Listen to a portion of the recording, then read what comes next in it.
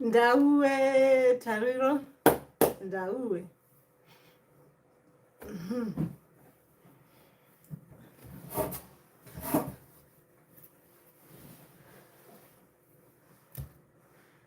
Yes, we are here to talk about Mandawe spirit. I'm here offering my services in case someone needs advice.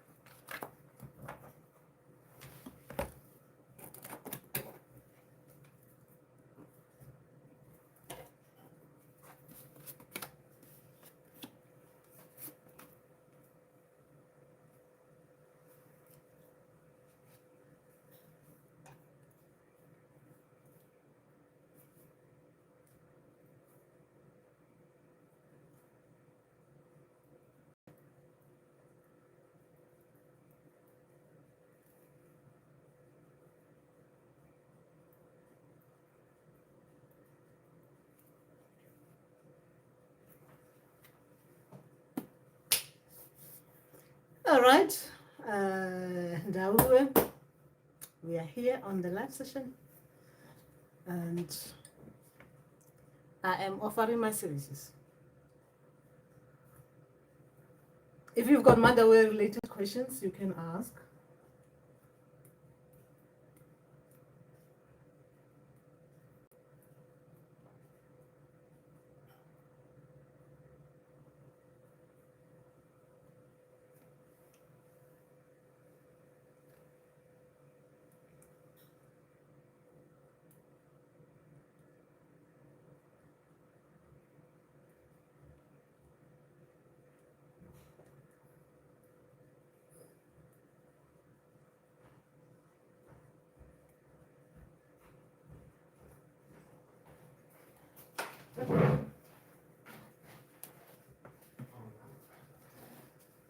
I'm on live session, so don't say swear words.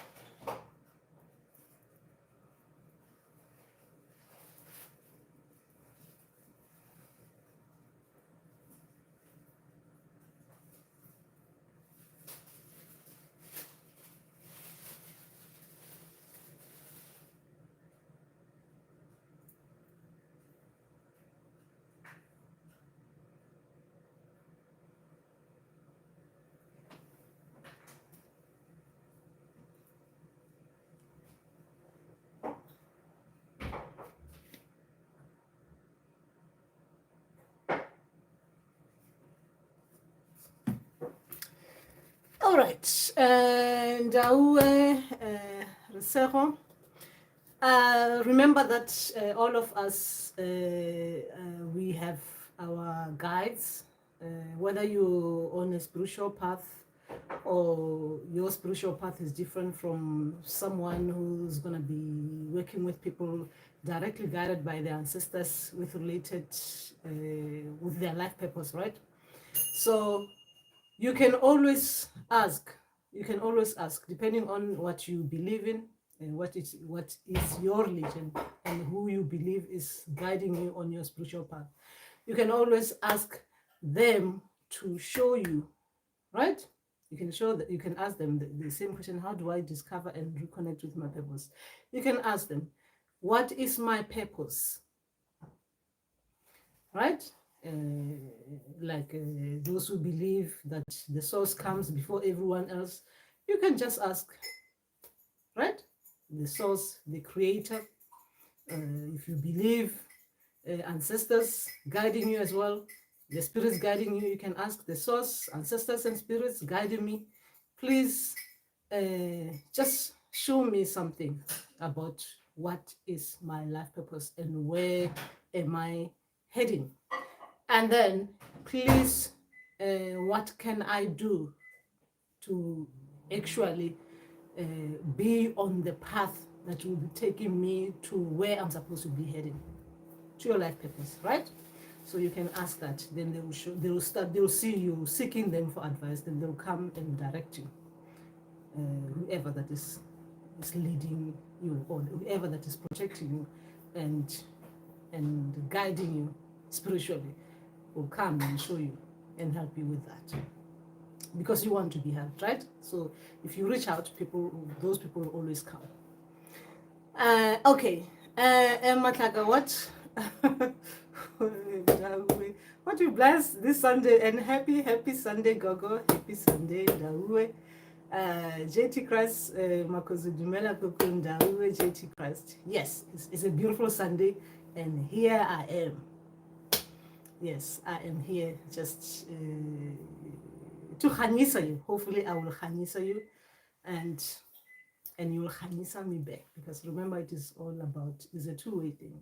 You Khanisa me and I Khanisa you. So that is what this Sunday is all about. And I am here to talk strictly. If you've got Mandawe related question, here I am. Here I am. If it's something that I do not know of, I will ask my Mandawe spirits to guide me with your question. So that is what this session is all about. Otherwise, we will just talk about spiritual things, right? And then if we are Ndauwee, then we'll be Ndauwee, meaning that we will go and meet each other with the Mandawe. Anyway, English, Sotho to English, Kalanga to English. Gosh, Ndauwee. Hey. So that is what it is all about today. And as I was talking to you, I was just reading my cards, right? Just to, you know, how it is like for some of us.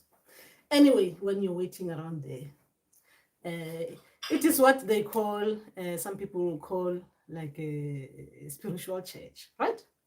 But led by the Mandawe.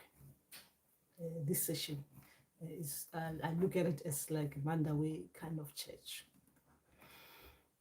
I'm not going to start singing, right? Or playing drums, but what I'm trying to say is that we are led by Mandawe. And if there are questions, please shoot. And then we'll direct. Don't feel embarrassed. If it's anything spiritual, not personal, right? Spiritual, then we'll see how we can help each other on that path. Ndauwee. Yes, that is just that. Now, what are Mandawe spirits? A lot of you know Mandawe spirits are just water spirits. They work with our ancestors. And the spirits and other guides, they work together with them.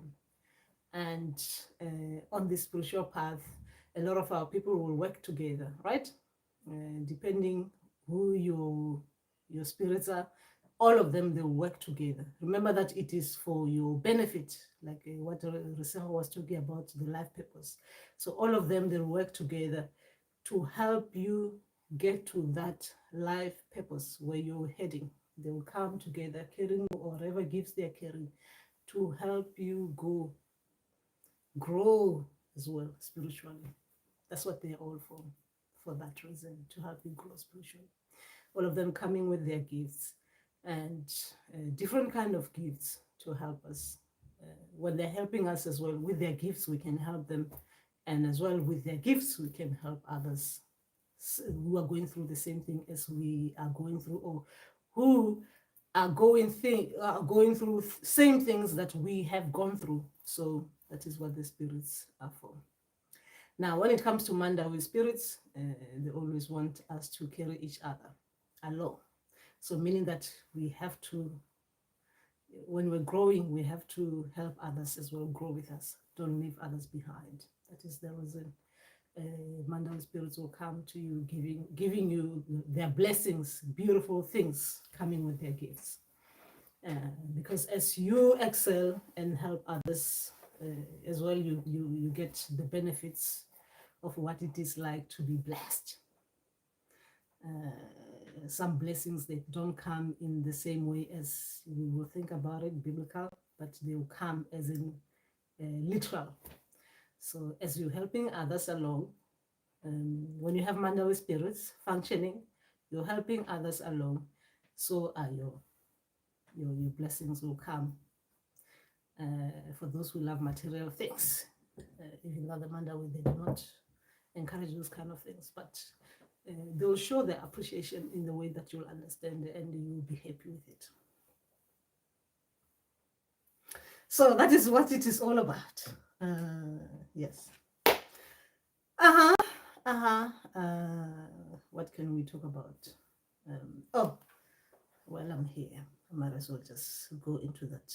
The questions about the spiritual things.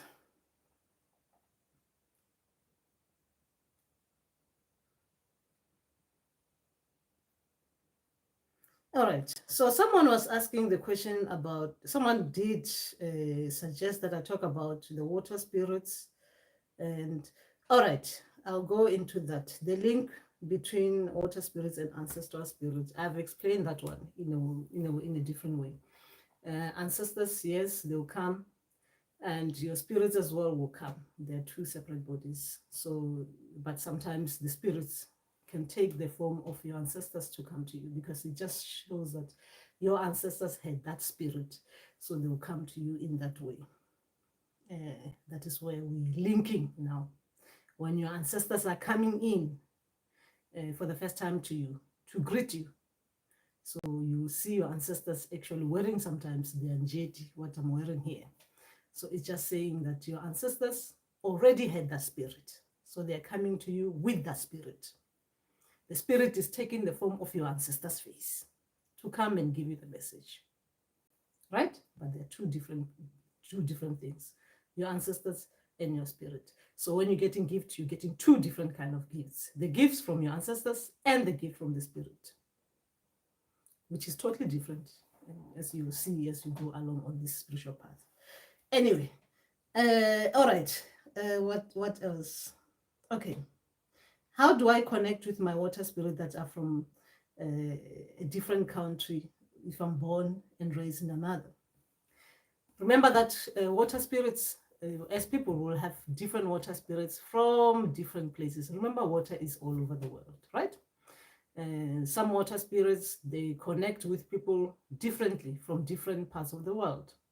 Now, when water spirits are coming to you, if you're connected from, let's say you're from the southern part of Africa, and you're connected to water spirits who comes to you with a name that is from a different part of the world. Let's say, like, I'll give you an example with mine, right? I've got water spirits. I'm from South Africa. I have water spirits coming from the Nigerian beach, right? The Ife water spirits coming and they're speaking Europe. They're coming from the Yoruba part. And I do not know if I have ancestors from Yoruba part. But the reason why I was connected to that spirit was because of the people that I was working with. A lot of them were from that part of the world, the Western beat. So the spirit from that part, when they're happy, they will want to gift me. So that means if like you're from another country, you'll get that spirit coming to bless you with whatever gift that they're coming to. Why am I saying blessing today?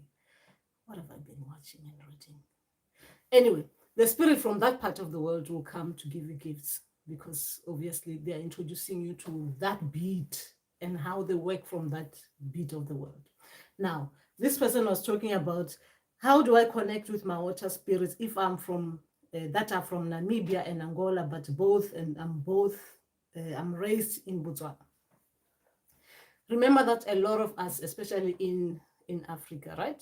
A lot of us, due to intermarriages as well, due to the separation, the borders and stuff like that, a lot of families were separated in that way, right?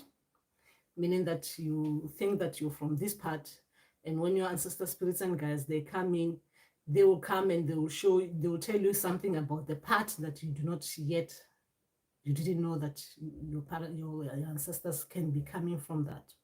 So meaning that they will introduce you to different names.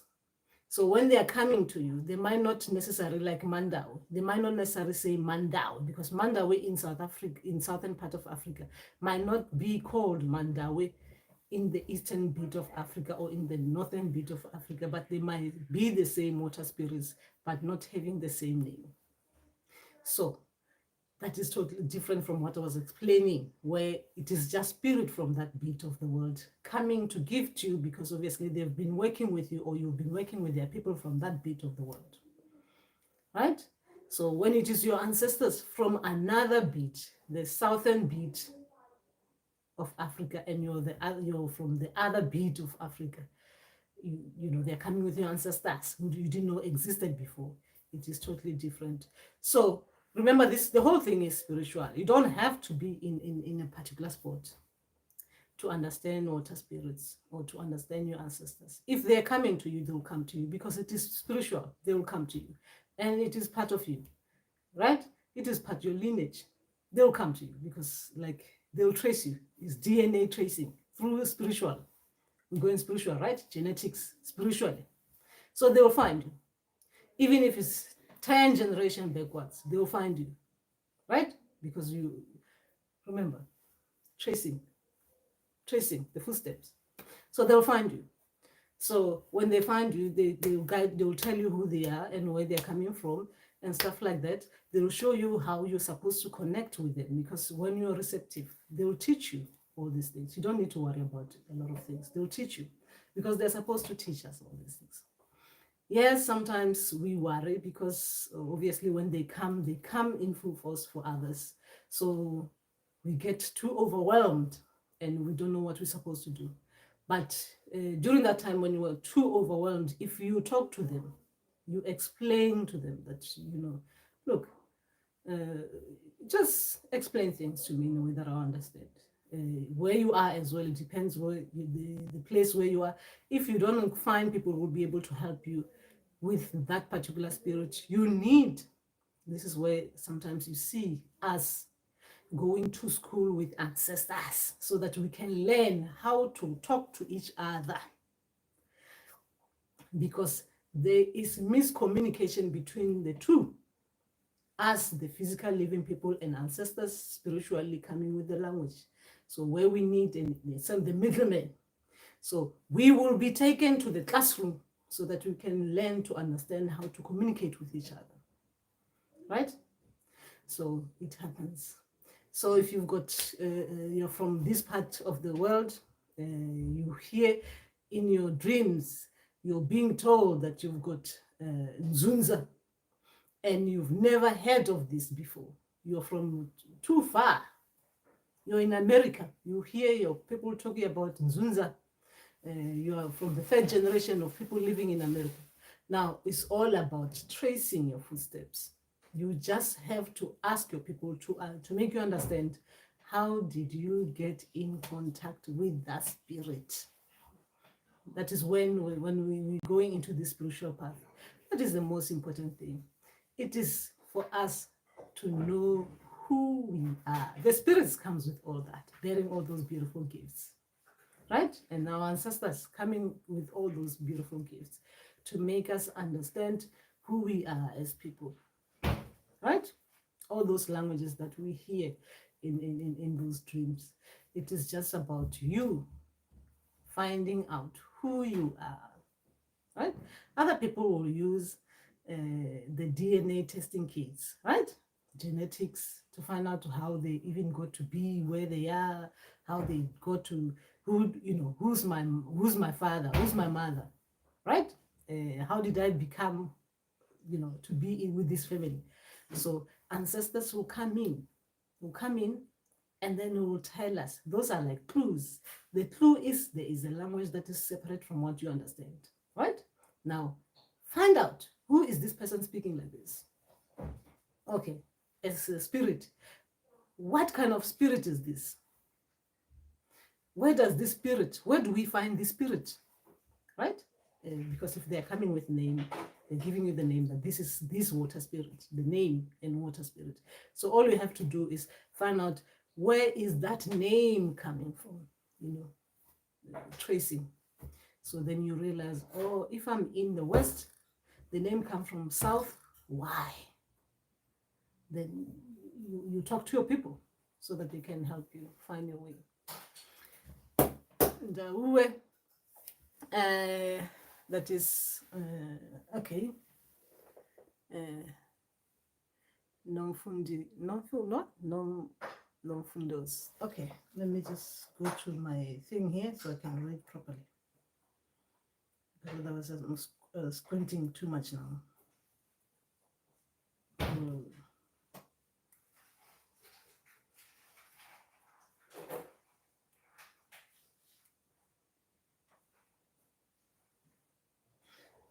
Okay. How come I cannot see properly? Where are my glasses? Have you seen my glasses?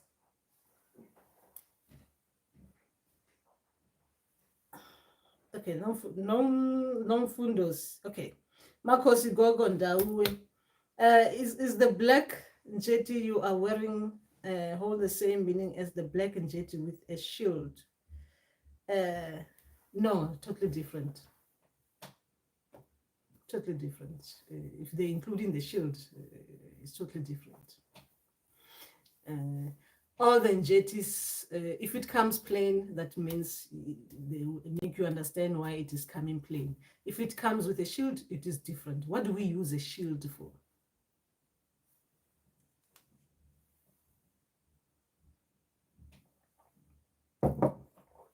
What do we use a shield for? That is a clue. Now, what is a black njeti all about? Then you understand your people. And remember that when it's Mandawe spirits, if they're showing you a dream, or they're showing a vision of the njeti that they need you to get, if they're showing you as a vision, like you're sitting down, you just see a screen, like a picture of njeti with the shield. So that means they just made you aware. Now, all you just have to do is partner, right? Because they just made you aware there, right there and then. Partner, because they're still there, they can talk to you about it. They can tell you why they're showing you that vision, right? So you ask them, what does it mean?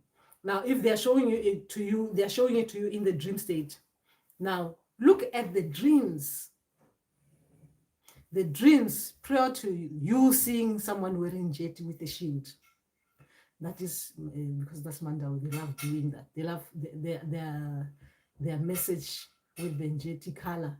They love making, creating, how do I say it? They create a story for you to understand the njeti that you're gonna be wearing, right?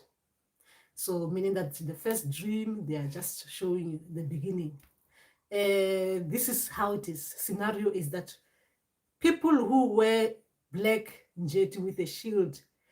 This is how the situation happened like this. This is the kind of things they'll be dealing with. Now, we will wear it, the second scenario, the second dream, we'll wear it for purposes, for this kind of purposes. Now, the third dream, we'll wear it. And when you're wearing it, this is how you're supposed to conduct yourself. If they're just giving you all information, like 6 dreams, they're giving you all information. This is the things that will make us want to wear black and jet with a shield. Situations like this, we deal with them like that. Now, this is how you're supposed to conduct yourself as someone wearing black and jet with a shield. Third dream. Now, we are putting you in these scenarios. Now you are a Njeti wearer. How do you deal with the situation that we were showing you? Now, you have to act as someone who wears black and jet with a shield. The second dream. If you were the first dream, you're still not doing your black and jet with a shield. You're not that kind of a warrior yet. The second dream, they'll make you stronger, right? As a warrior with that black and jet with a shield. The third dream as well, they will, you'll see that this is like serious now. You're supposed to be like that, right? So it's like they are teaching you that night, they will be teaching you about black and jet with a shield. That is your teaching. But as well, when you don't understand it properly, when you wake up from that dream, you need to ask Mandawe, I do not understand your message, because their messages, they tend to focus more on everything that is happening around, like they might not be like a specific, right? I'll give you a beautiful thing that happened recently, which was making me like, Mandawe, they are like serious, right? If they want you to focus on something, right? They want to tell you about something that is very important, they will talk about like a smell. It's not necessarily about you smelling like this, right? Something smells. But the message is beyond, it goes way far. Like you have to go deep. Why will they bring that? Okay, I'll come with that later on. I was just trying to make you understand that Mandawe spirits can be, their messages can be, but they're straightforward. But in a way, like you really have to go literal and then go metaphorical, and literal, metaphorical when you're trying to interpret their dreams. But it's always good that you go back to them with how you hear them, so that they can correct you, right? They can correct you. Okay. Why do I keep on scrolling where I don't want to scroll? Okay. Okay, that is okay. Hey, Batu, something is happening. I'm not seeing things properly now. Your names, I'm not seeing your names properly. Or your names are Imotle. Okay, my spinal cord always feels cold and seems like something tickling is moving around it. That results in my shoulders being heavy. What might be the cause of that? Okay.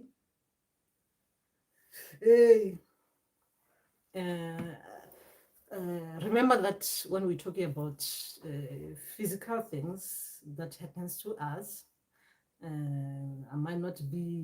this might not be the right place to explain things like that.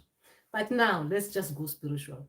Sometimes, meaning that the reason why I'm saying that is that sometimes you have to rule out medical things, like things that needs medical attention, so that we can go spiritual, to look at things with the third eye, right?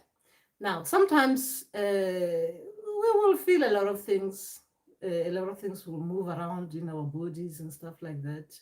Remember that alignment. Sometimes when we are aligning with our people, sometimes they have to make us understand what it is like. So they have to use the physical body to make us understand what is happening. When the alignment is happening, we're supposed to feel like this, so that we go and connect with our people. So the body have to feel like this, Remember that they're using the body system. Everything has to be functioning in order. There must not be things that are clogged up, right? So, meaning that if it is like if your Kundalini is rising, you connect with your ancestors like that. So it means the path have to be clear. The path have to be open. Therefore, you feel some kind of movements, right? Going up you, like through the spinal cord kind of thing. So you're aligning because everything has to work properly in order so that, it is like they're using, how can I say, the body system to make you understand things. So then you feel like this, the heaviness and stuff like that, and then stuff like that, because you're about to trance, right? You're about to receive people, or you're about to go on a trance. You're about to, what they call it, to have an out of body kind of thing. So you're disconnecting from the physical, now going spiritual. So you have to understand what it is happening. So they have to make you understand through the body, how the body feels. Now, sometimes you're talking about three different things there. You're talking about three different things. When it comes to chakras being aligned properly so that your ancestors, you can receive your ancestors, obviously everything has to work nicely. So you feel as well that there are things happening, right?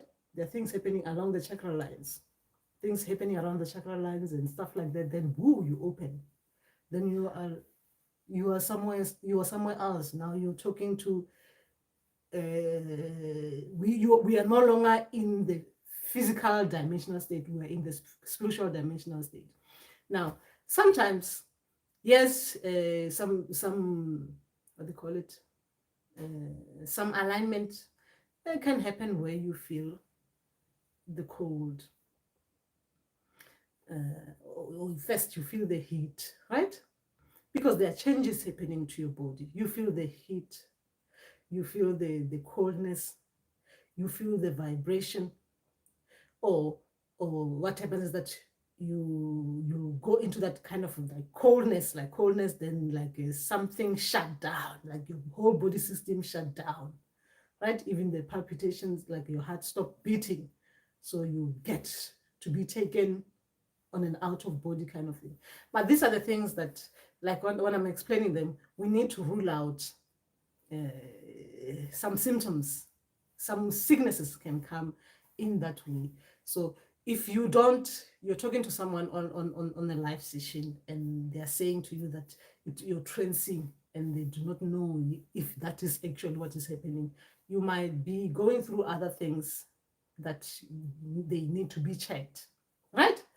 That we think it is spiritual when it is something else. Because like I said, these things, they go together sometimes. Some physical symptoms that need medical attention can come as spiritual symptoms that doesn't need medical attention. So we need to rule out that. But like what you're saying there, you're explaining three different things that a lot of people experience, especially when you're going to be connecting with your ancestors, when you're going to be hearing them, when they're going to be coming to you to hear them. So now you have to yourself have to try to separate the difference between when you are trancing where you're going, or when you're trancing because your ancestors are coming to you, you're about to receive them. They're two different things. You are going or they're coming to you. So you need to be able to separate the two kind of trancing, and who is actually living and who is actually coming, right? Meaning that who is actually living this physical realm, going to the spiritual realm. Is it you going to reach your ancestors, or is it your ancestors coming to reach you? I hope you understand that bit. Anyway, okay. Oh, Jimmy's things. All right.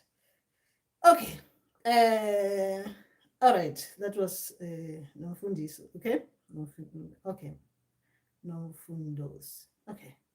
Okay. Lerato Togoza Ndauwee, what does the green injeti represent? Lerato, I explained a little bit of the green injeti. The way that they taught us. I went with another gogo. that our ancestors took us on that training for the green inject, but they didn't take us as far as we could go. And what they were teaching us about the beginning of things, right? I think I explained it on the Njeti in a different, I think the meaning of green Njeti on my previous videos. I won't be able to explain it to you in detail because it is not something that they've taken me properly on it. So I can't explain it as in pure form, like I'll explain the red Njeti, the black Njeti, and this maroon Njeti that I'm wearing. So I won't be able to explain it like that, unless if Mandawe Spirits comes in now to explain it to me, then I'll be able to talk to you about it in proper detail. When I'm saying in proper detail, I mean that when I'm explaining it to you, even me, I understand deeply what it is that I'm talking about and how it actually happened. Now, the way they explain it to us, the green Njeti, they were showing us about the evolution of things, the evolution of, they've taught us about the evolution of human being. That is at the green Njeti level, the evolution of how we came into this existence, and how sometimes, right? How sometimes during that evolution bit, there might be some the difference in the way that we understand each other, right? The way that we understand each other, right? Anyway, let me leave it. I'll let Mandawe Spirits come and explain it in the way that they will explain it, that I can come and explain it properly to you. I can't explain it now. All right, Gogo Chokozane, blue and white in JT means what? If you're being given blue, you need protection. Blue in JT, you need protection. And they will teach you about how it's going to be needed in your spiritual path. How that protection is going to be needed and for what reason that you need that to wear the blue jade. And how you probably give it to others, how you'll be working with others using that highest kind of protection that you need in your spiritual path, or they will need in their spiritual path. So that is the only thing that I know with blue jade. The wearer needs protection, right? You need it. All right. And if you're gonna be helping others as well, if you're gonna be wearing it to help others, those people, they will need it, but they will tell you why those people need it, why you should be wearing it. If you're wearing it, let's say maybe you're helping someone, you're helping someone activate Mandawe. Maybe you've taken someone to whatever water body that Mandawe spirits want you to go into. If you are a blue Njeti wearer, you need to wear it, right? You need to wear it. All these colors are given to us for big reasons. Some of us, yes, we need to be protected, but some of us, we need the highest form of protection in our spiritual path. So even for dealing with water bodies as well, we will need highest kind of protection. Remember that when it comes to different kind of protections, there are different ways that our ancestors, well, let's not talk about ancestors. There are different ways that protection will be protected, right? There are different ways. There's light, there's medium, there's like a heavy kind of protection that different people need, right? So when they're showing you that you need the highest kind of protection, that means really you do need it. Now, even when you're dealing with these water spirits, right? Even when you're dealing with these water spirits, depending on the kind of water spirits you're carrying, you will need to wear what they show you that you should be wearing. right? I hope that explains it. If they show me blue jade, or if let's say Ndauwee, I need to be corrected here on the spot. Ndauwee, yes, Ndauwee. So, okay, I'll come back to explain the blue and white in jade properly. Hey.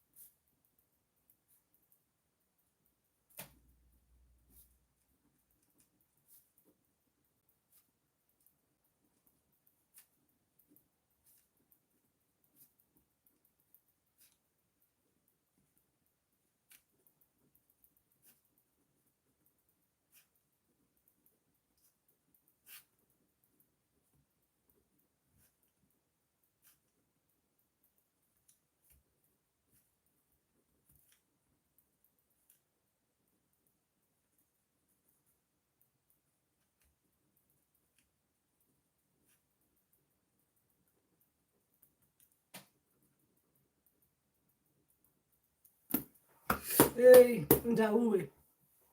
Okay, so let's say someone comes to me and they wear blue jade. I do not, myself, I don't have blue jade.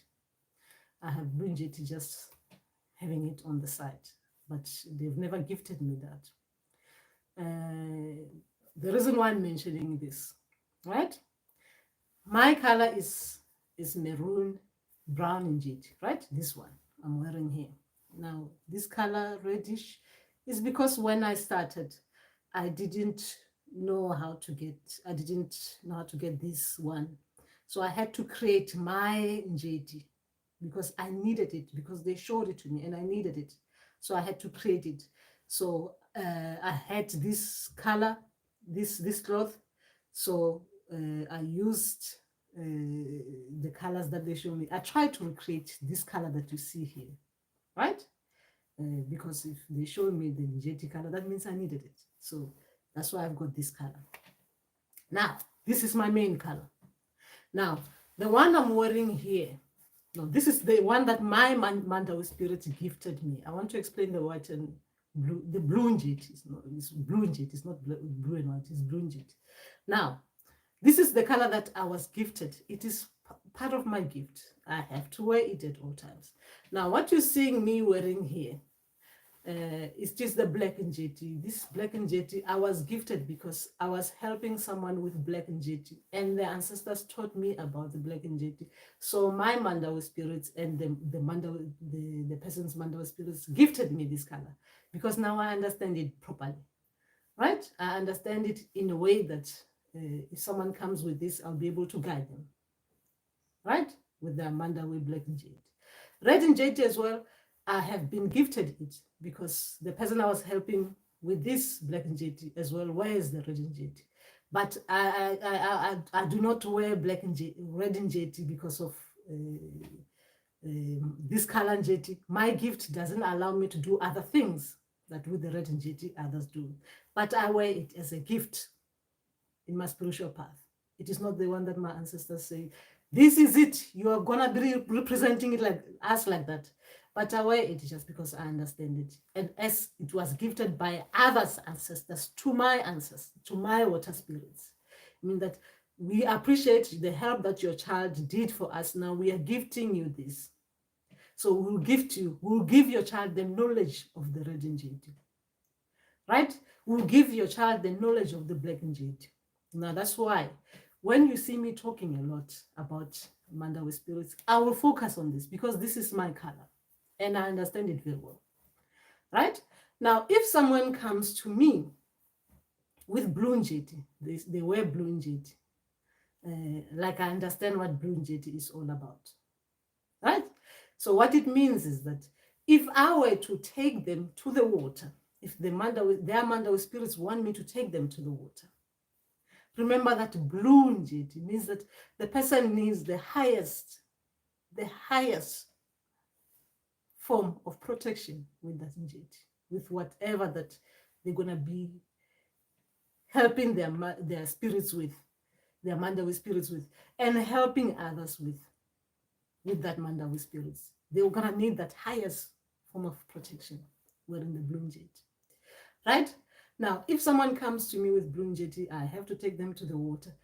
My Mandawe spirits, remember that they taught me that that person needs the highest form of protection to get into any kind of water, any dealings with that person. I need to protect myself as well as a healer. So when I'm taking them to the water, I need to wear blue.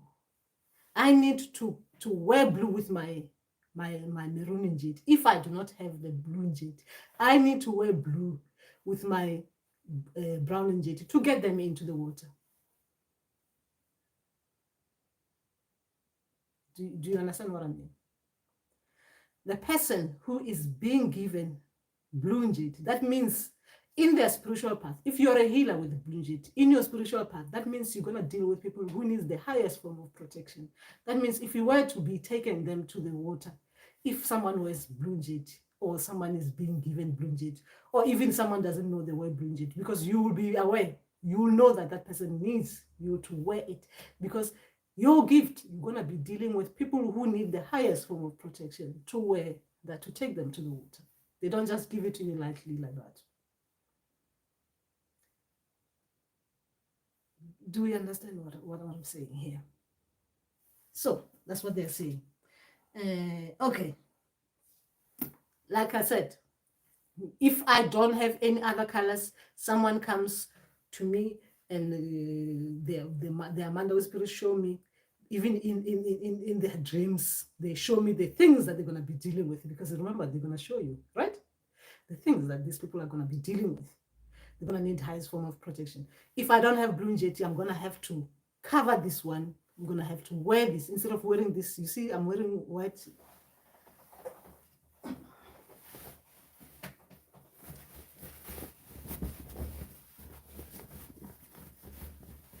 That means if I'm taking someone like that into the water, I need to wear this. Remember that I'm just wearing it on my head just to show you. If I don't have blue and white in jade, I'll have to wear blue with it to cover this for myself to get to work with people like that, because they need the highest form of protection. But since I'm not that healer with the highest form of protection, I'll have to wear mine and pair it with the blue, because blue in Mandumba is for protection, right? So people like that, I'll need to do that.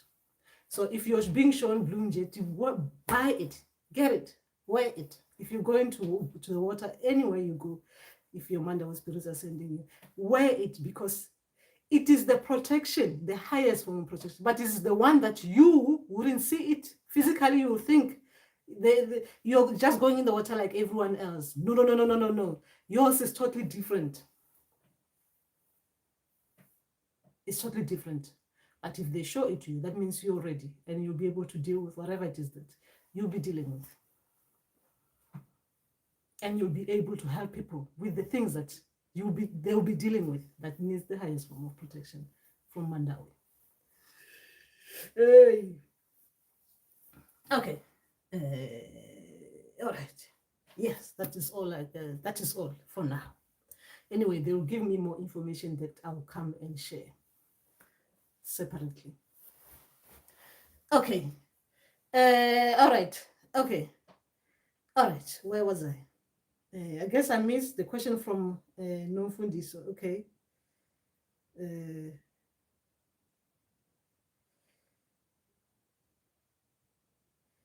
oh, so it's Nomfundiso. So no wonder the name was confusing me because it's like Nomfundiso or something like that. All right. Okay. All right. Where was I? Ndauwee Rudo. Okay. Oh, the green jet. Green jet will come. We'll come back to it. It's a strange thing, that one. Okay, when I'm saying it's a strange thing, it's because we have been taken on that lesson for the green jet, but not as deep as we should have gone. So maybe after this, we will be taken nicely into the green jetty to understand it in a way that I can explain it, the way that I'll explain the red jetty and the green jetty, for people to understand it in a literal form. Okay. All right. Okay, where was I? Oh, Rude. Oh, I guess I missed the question from Nofundiso. What can be wrong if when I use enough to connect with my ancestors and spirit guides, my body shakes uncontrollably very much and aware of what I'm doing, but I'm unable to connect with my ancestors and spirit guides.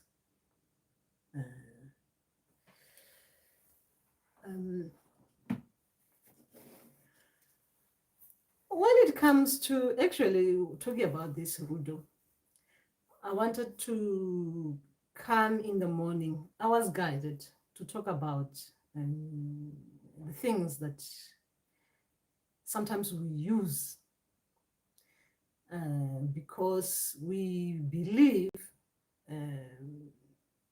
Okay. Remember that with snuff,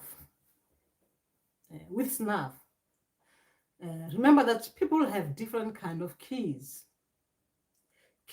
We use different kind of keys to unlock doors. I'm going metaphorical. We use different kind of doors to open, different kind of keys to open doors. Snuff has properties in it that some people, when they're using it, they use it. It's got what they call it, this thing in the snuff. What they call it? Something that opens some pathways that will lead you towards your ancestors. But it is not everyone who use snuff.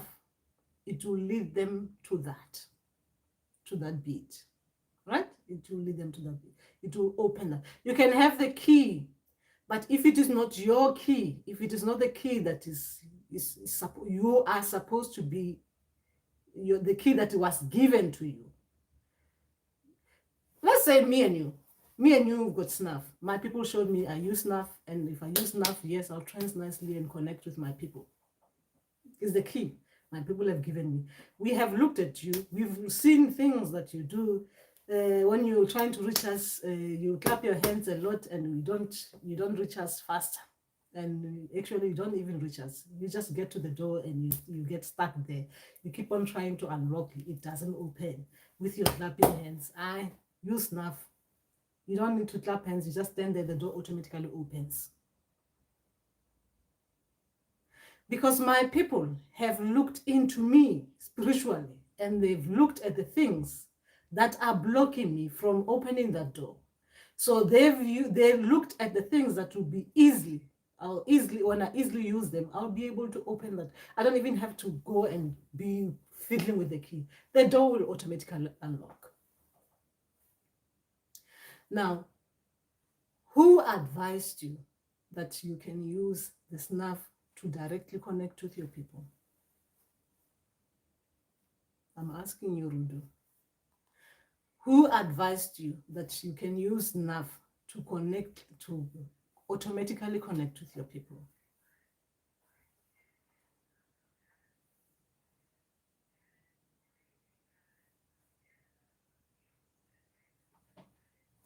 Ramagwini, Spo, you're not too late. We are here. You're going to be here for some time. I've got time. Your spiritual teacher.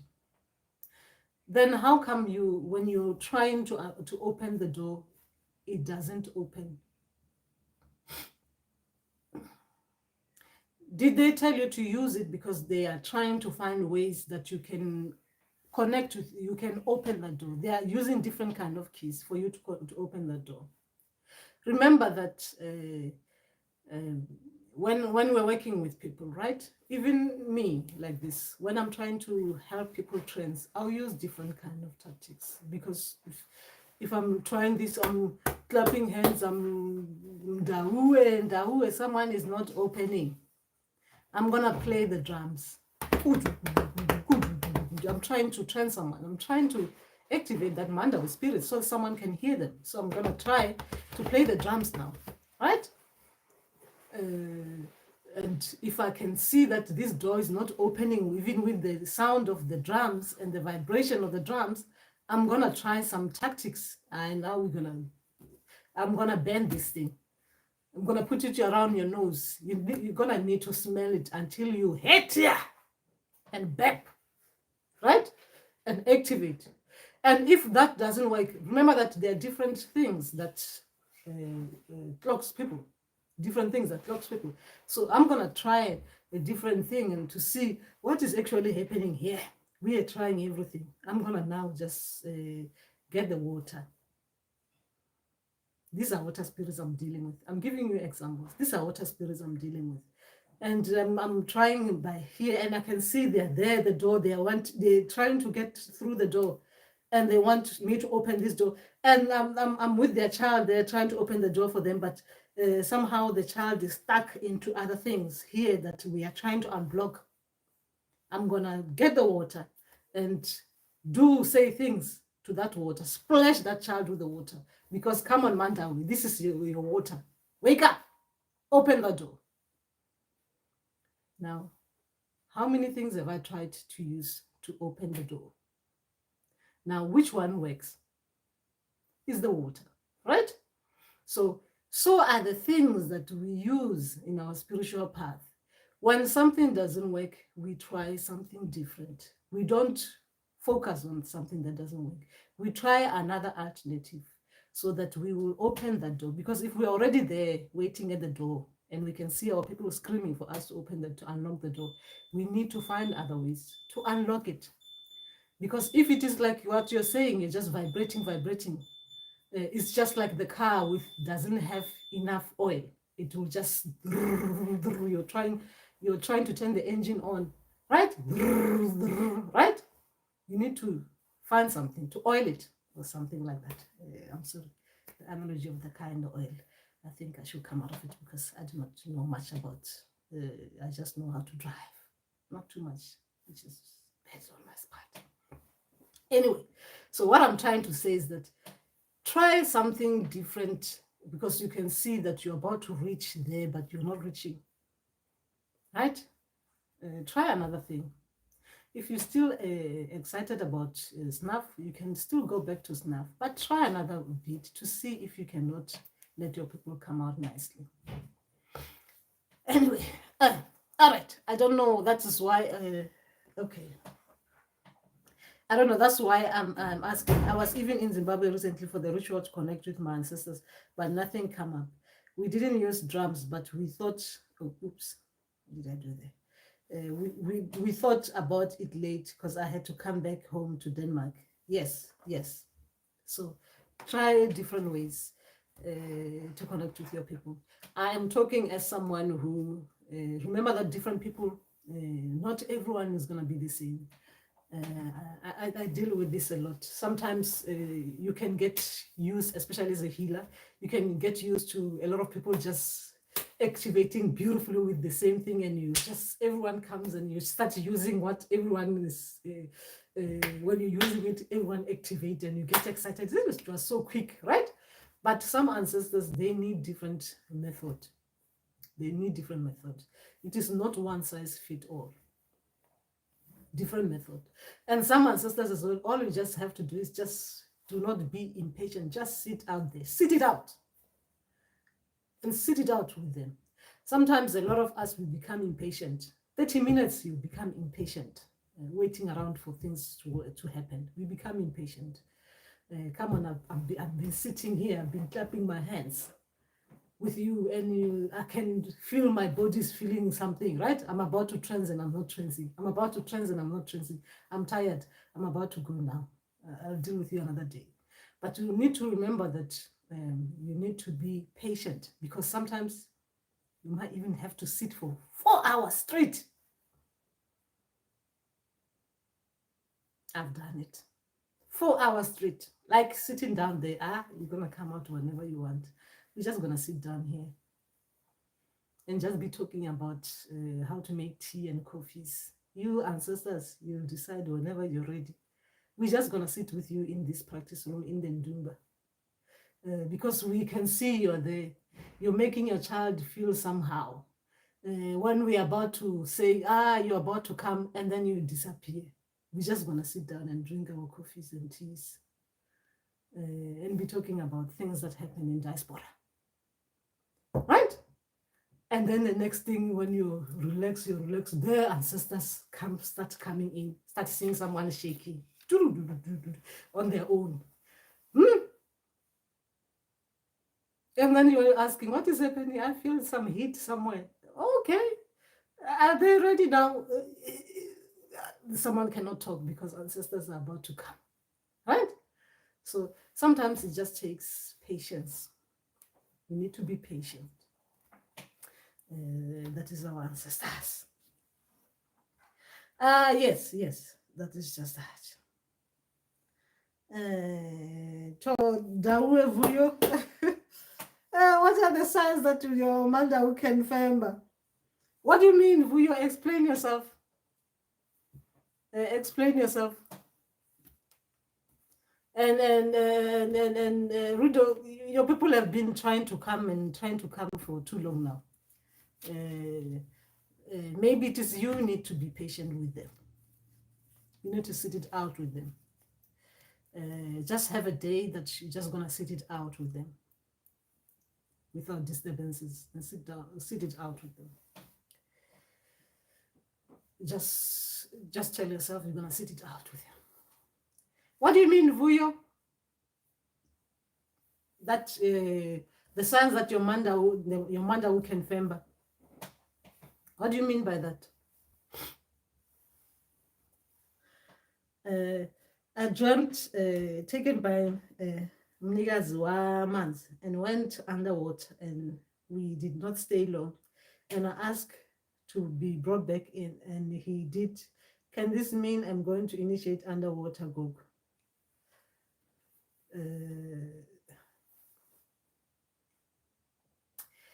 Physical and spiritual. If you have gone spiritually, you've gone spiritually. Going underwater spiritually, you've gone underwater spiritually.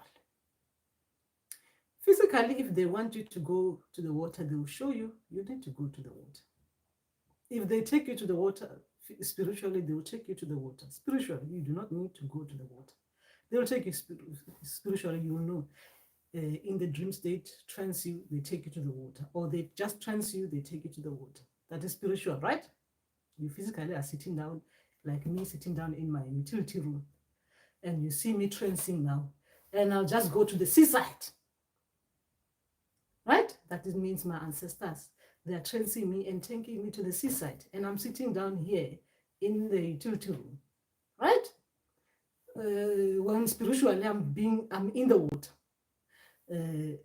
Okay, example is this, right? When someone was asking me about, okay, maybe it's not a good example for this one.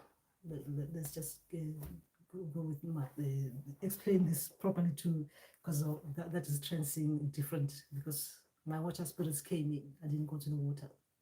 Okay, so when they are taking you to the water, they will go take you to the water. Spiritually, they will take you to the water. Now, when they want you to go to the water, they will show you need to go to the water. Even you will know you need to go to the water. You will feel it. They will make you feel the feels that you need to go physically to the water. Like, as we're speaking at the moment, I haven't been to the water for, I think, some time now. So my water spirits, I can sense it. I can feel it. They haven't said it anything, but I can feel it. I can feel it.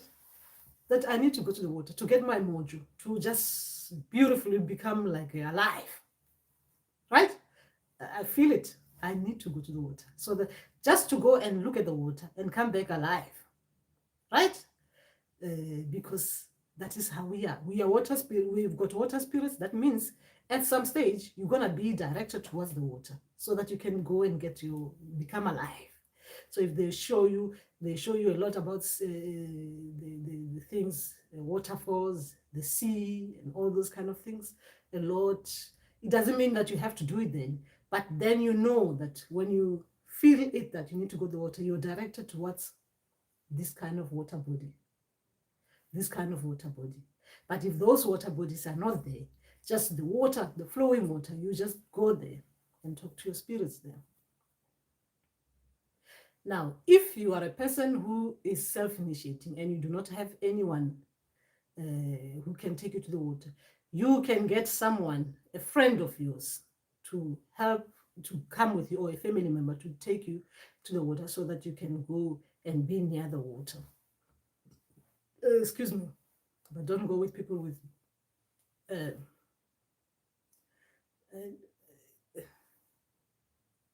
whoever you're taking there. You need to know the people you're taking there. Don't just take anyone who might have been doing other things that are not like good, and then they go there with the water. You go with the dead cloud around you to the water. You come back with the dead cloud. What I'm saying is that you are surrounded by the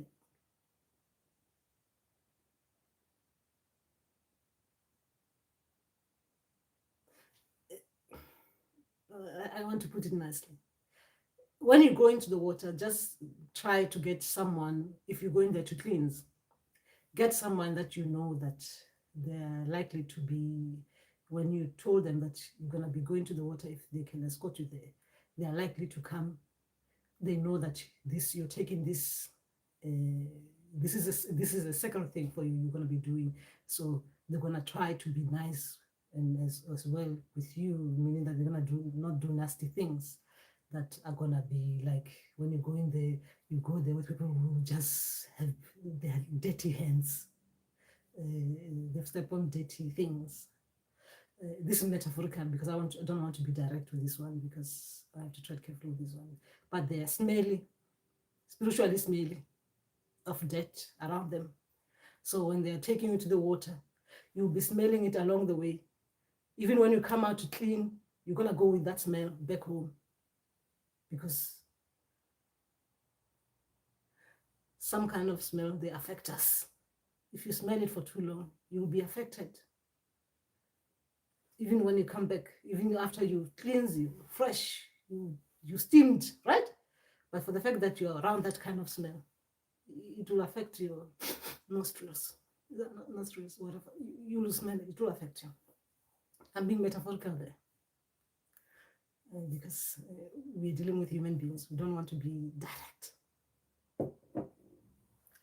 Anyway, let's talk to what is happening there. Okay. Okay.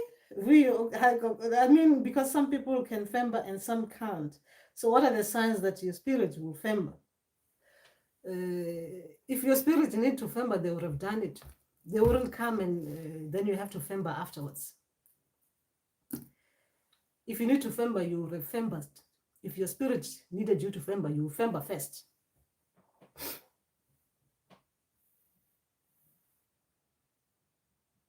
You femba first. That is extreme kind of cleansing. You femba first. Spiritual kind of thing. The clearing, you femba first.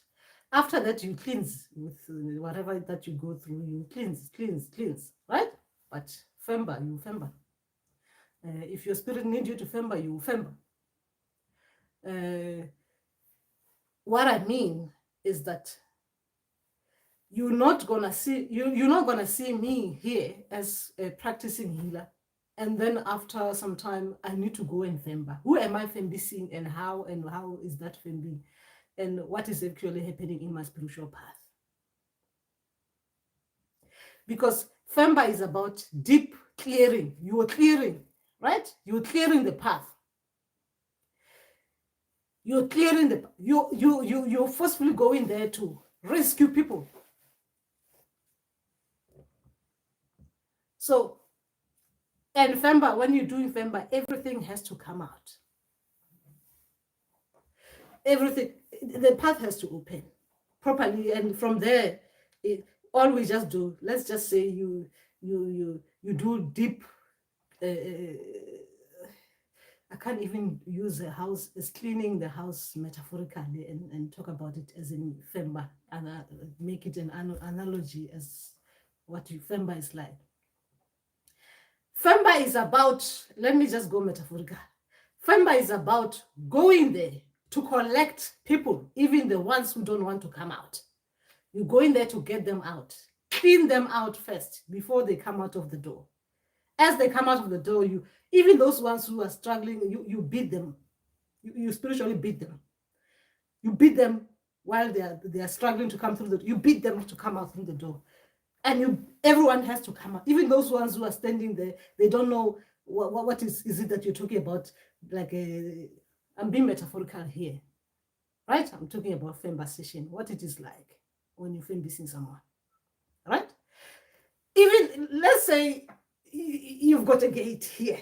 It is a gate here. It's a gate.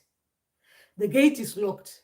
You, the person who's going to, the gate is locked. You're living nicely. You've got a gate locked there. You don't know what is behind there. Your ancestor spirits and guys are behind there, right? We're talking about femba session, right? They're behind there, and they've been there. And some of them, femba session is serious, guys. It is a serious thing. A lot of things have happened.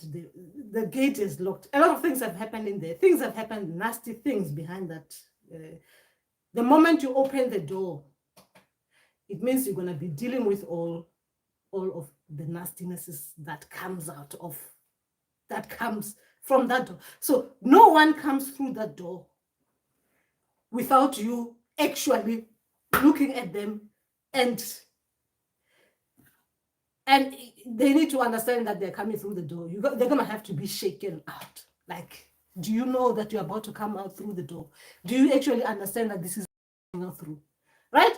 And even those who cannot actually even express themselves and talk about, yes, we understand, but they'll end up saying, so, even if they can't say it with their mouth, they're coming out. We're talking about clearing the process and spiritually beating.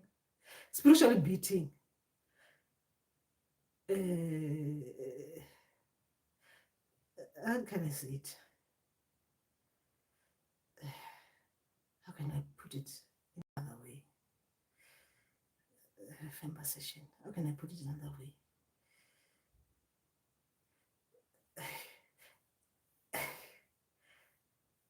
Everyone has to come out, guys. Everyone has to come out. I mean, seriously, everyone has to come out. I mean, I'm talking about fembing session. Now, remember that if you're self-initiating, sometimes they will show you how it is done, right? So they'll show you that this is how we're gonna do it. You're gonna be helping when people are fembing. You help them like this, right? You help them like that, because femba session is like this, right? Sometimes what will happen is that you, as a healer, you'll be there.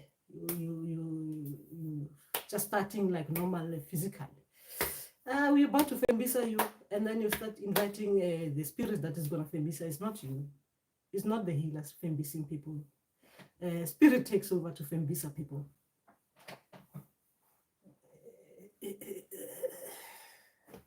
A physical physical living person like me who's just drinking tea and coffee will just be there doing the gate, being the gatekeeper, right? And inviting the spirit to now fembisa people out. Human being, physical living people, you might not see it happening because we just make assumption that the healer is actually doing this. What is the healer doing, right? Why is the healer just talking like the way they're talking? How is the Fembisa session gonna be like?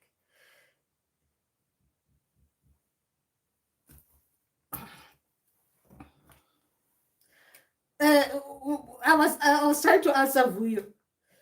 So what are the signs that you spiritual femba?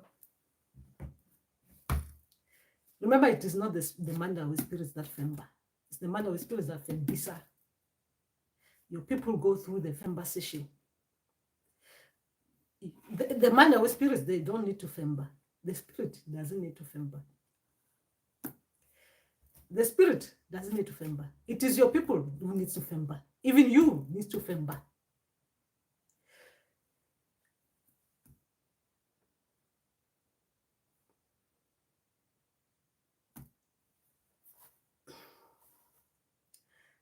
The Mandawe spirits, the water spirits, don't need to femba. It is your people carrying the water spirits, or your people using the Mandawe's path, fembing. It is you carrying your people. You need to femba. You need to help your people come out nicely, cleared. And you as well. You need to be cleaned as well. Because for the fact that you're carrying those people, you need to femba with them.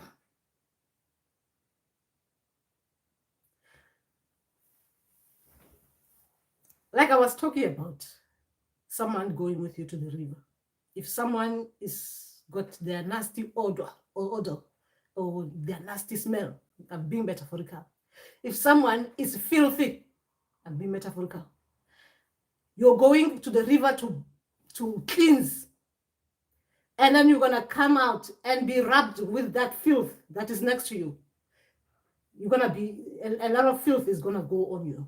It's going to rub on you. Right? So you need to be, when you're getting someone to go with you to the water, to escort you to the water, it has to be someone that you know that your spirit needs to guide you to the right person to take you there. Because you're about to do something good.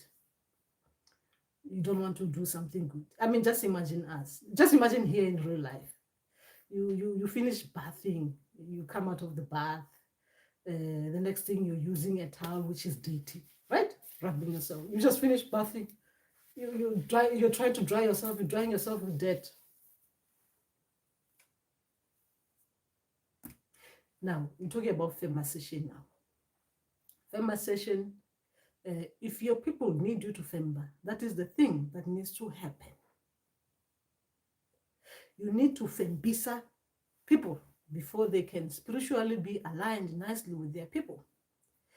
Because how are you going to be?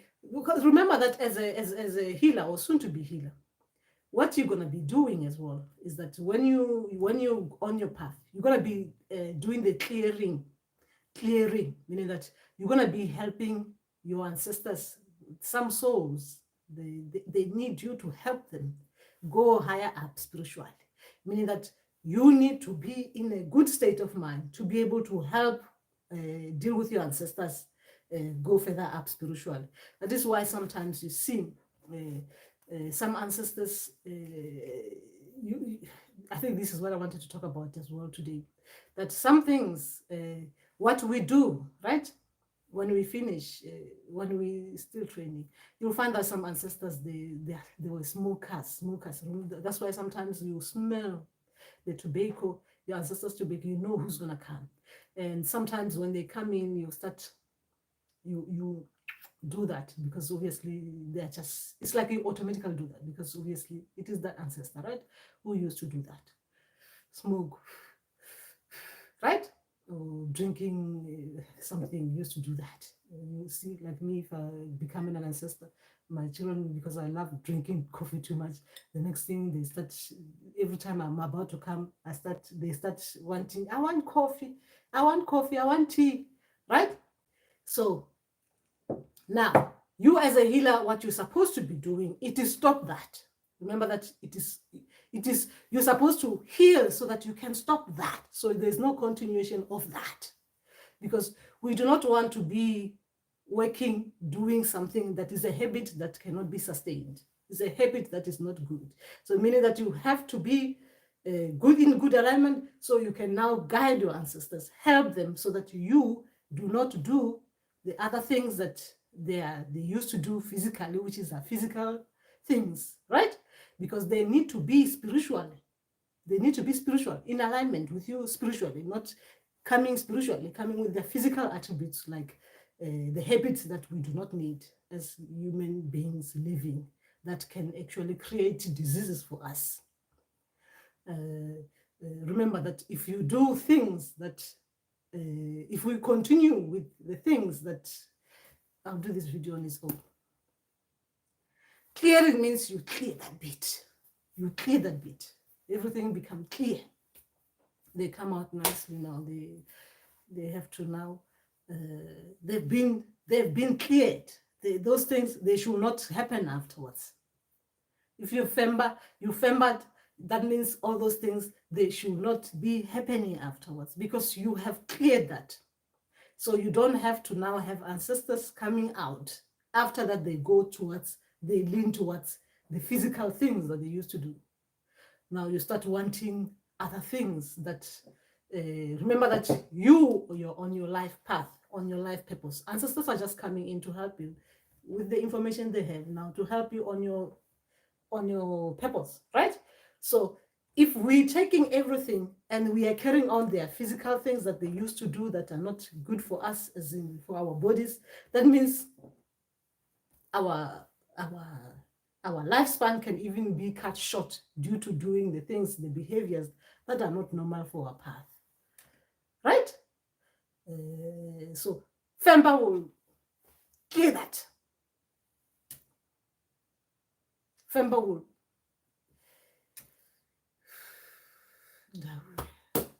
Femba will do that. Femba will do that for you. Yes, I was talking about Femba. Even you, after Femba session, anything that comes in, yes, obviously we're human beings living and experiencing this life. So we're bound to fall back on the things that are bad habits that we do as human beings, meaning that we're going to be dipping in and out of water often, right? Like you do the wrong things, you realize now the water spirit starts seeing you and they don't see you properly. You need to dip in, they need to take you back and cleanse you, right? And they cleanse you. So that you are being seen properly. You're now aligning properly because it's like spiritually they can do it, but they have to pull you to the water so that they can come in and just actually look at you seriously. We are doing this again for the third time. I apologize. I'm becoming myself too much. Mandawe spirits are gonna show me being. They're gonna humble me with dreams. Ndauwee. Okay. How are you guys getting on? All right. I've been okay. Where was I? Okay. Ndauwee no Matemba. Okay. Or did I miss someone?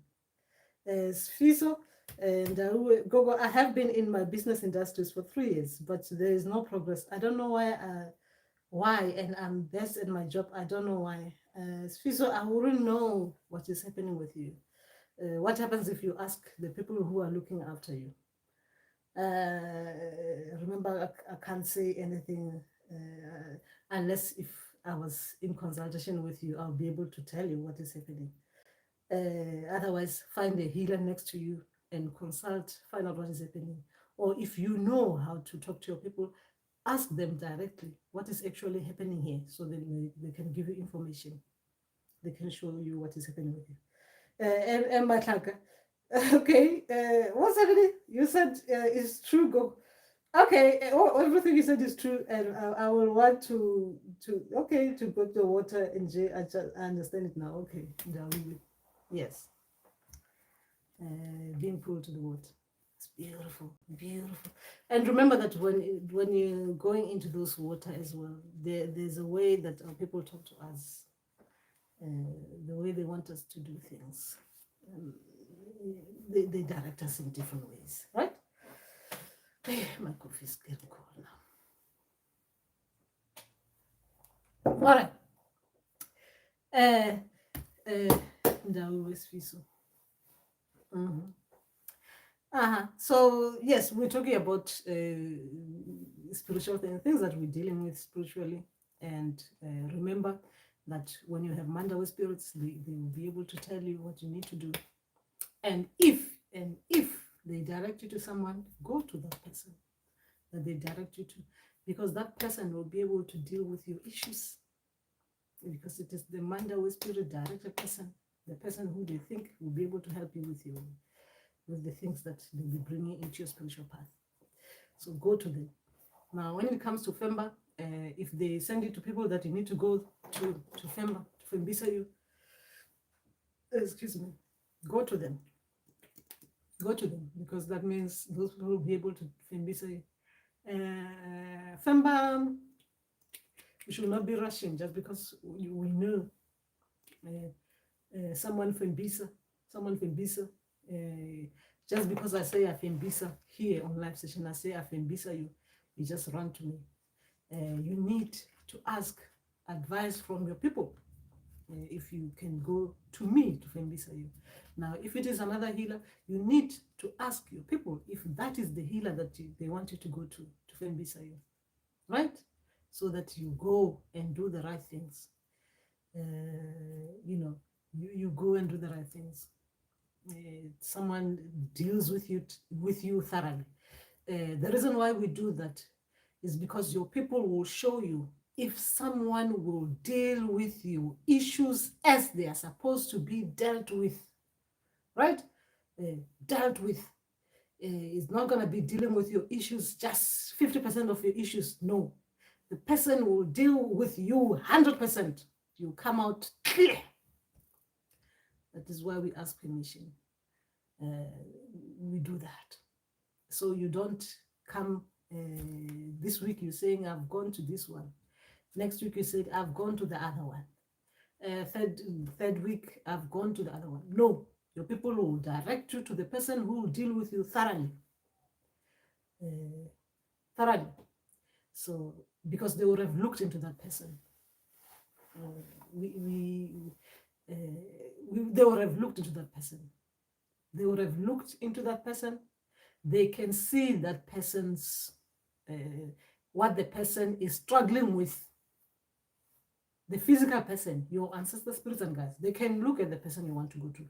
They can see what that person is struggling with.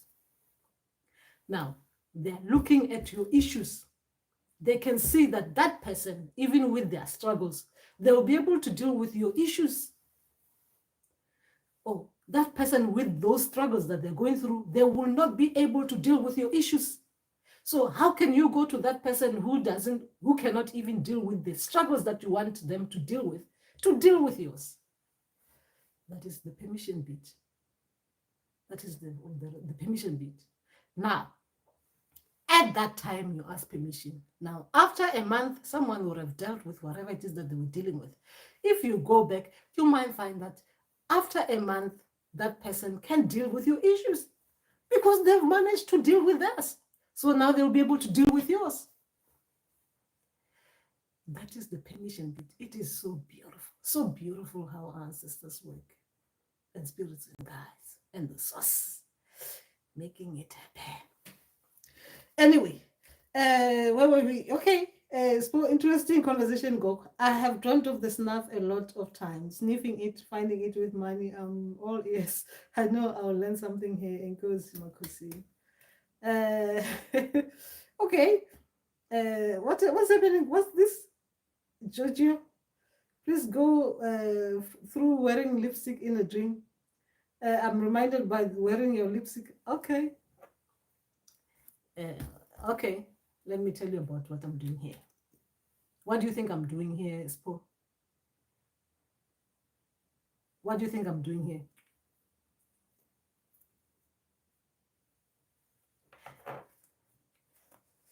I am dealing with spiritual things.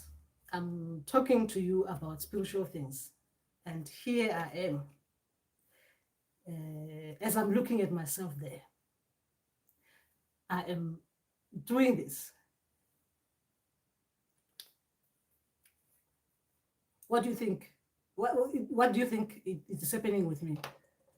Physically, I am dealing with spiritual things now. I'm supposed to be helping people understand about spiritual matters, which means I have to be humbled. I have to humble myself and not be thinking about makeups and stuff like that. Yes, makeup, we think about them because even me, I don't want to look there on the thing like I'm hungry, I've got things coming out of my mouth and stuff like that, and I have to delete the video, right? Now, in general, I am dealing with spiritual things here. I'm talking about Mandawe spirits. Mandawe spirits are people, they do not like this kind of things, like me having to, I need to, before the session start, I need to start putting makeup on. I need to make sure that I'm not too shiny, right? Like I am at the moment. I'm supposed to be, if I'm supposed to be here at 2 o'clock, I'm busy running around because I'm looking for makeup.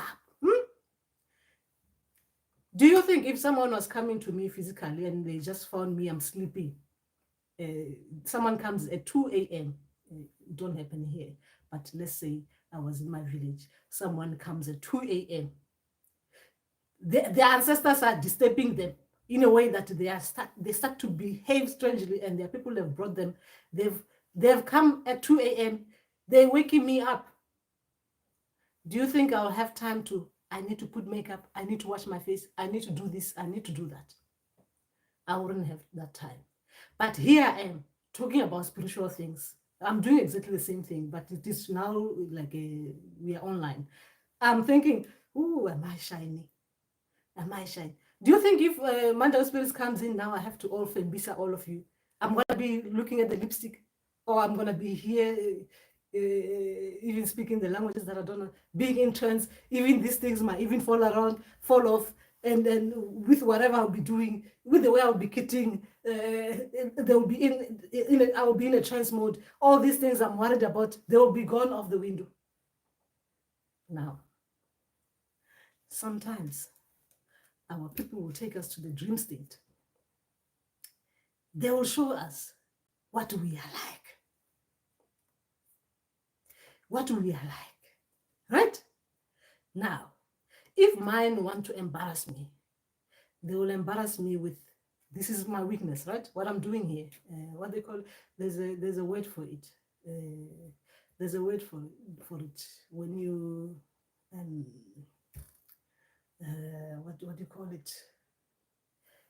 There's an English word that keeps on flying off the way I'm thinking about it. It just keeps on going. So when they want to go and show me my weakness, because I've got that bit of myself that is lacking. I lack that bit. I want to start being what I'm not, like beautifying myself in a way, like hide the bit that I'm uncomfortable about, right? So in the dream state, they will show me doing the things that I'm trying to cover something. I'm trying to be, depending on what it is what you're struggling with. They will show you like you're trying to make up for something, but because you're hiding this bit. So it will depend with the makeup, how they're showing it to you in the dream state. And considering what it is like with you in real life. Now I'm giving you an example about me with what is happening, because you're watching me doing it. Right? I'm worried about my lips. But if you're working spiritually with others and people are coming in, these things is not something that you're going to be worried about, right? All I'm going to be worried about is my lips, Vaseline. Put Vaseline there so my lips don't dry up. and run around trying to get some people. Remember, am I going to be putting lipstick like this, about to go into the water to clean someone? It's not going to happen, right? So then why am I still having this bit of myself, still worried about how I look to others? I was answering Spo. What I'm saying is that reflect on your dreams and see what it is that your people want you to look at. Same goes for makeup and nail polish. Okay, so that means it's not bad dream, right? So same goes for makeup and nail polish. What is a bad dream to me?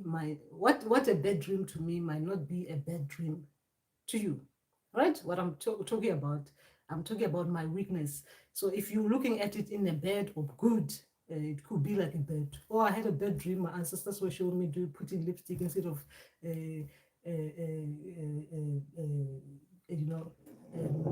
instead of what they call it, instead of someone is there trancing, the ancestors keep on trying to trance me. I'm worried. They're showing me doing the lipstick. I'm forgetting what I'm supposed to be dealing with. Urgent matters, but I'm there lipstick. For others, it might look bad. It is bad. It's a weakness. So if my ancestors are showing me doing that in the dream state, they're saying to me, what is more important? The way you look or the urgent matter? So they will take us to places like that. You might see yourself, sometimes it's nothing to do with that. Sometimes it's just your ancestors. They want to show you the cloth that they need, right? So they know you like makeup, you like lipsticks. So they will take you to the dream state. They show you in the makeup counter with a black lipstick. Black lipstick because you want a black ancestral cloth. The next thing they show you with a white lipstick. Wow, you even ask yourself, white lipstick on the lips? Why? What do we do with the lips? Do we talk, right? But then why am I putting, I'm talking when I'm saying lips, the mouth. Remember, it's the mouth. The mouth. So what am I doing here? Why am I putting white lipstick? I mean, this doesn't look right.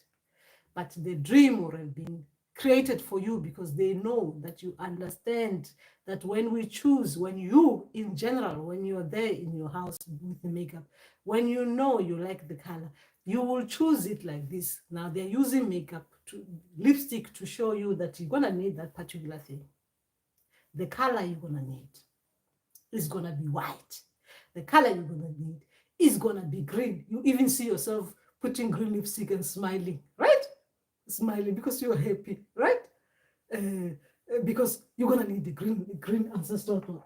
Oh, because remember that they have to use what you know and understand, and especially if your ancestors are like creative and exciting, like a lot of ancestors out there, they will create things around things you like. But when it is to do with weaknesses, they will show you. Even you will see in the dream that this is a weakness. Seriously, why ancestors show me doing this? I mean, look at even people there in the makeup. They're in the makeup department. They are looking at me putting this lipstick. It is actually showing. Even the way they are looking at me, they are like, "Why are you putting this kind of lipstick on you? I mean, it really doesn't suit you. I mean, seriously, what are you doing? I mean, seriously, you're gonna do something about it. Look at it. The way it is put is even there. They're making it even look like a clown." Right? Because it is related to how you are like in real life. So they're just showing you that it is like this scenario in the dream state. So you just have to understand how your ancestors communicate with you. How they communicate with you. Or sometimes they might show you someone putting makeup on you, right? In the shop. They're putting makeup on you, and you can see this person is a makeup artist supposed to make you look nice. They're making you look nasty, and you're not saying anything about it.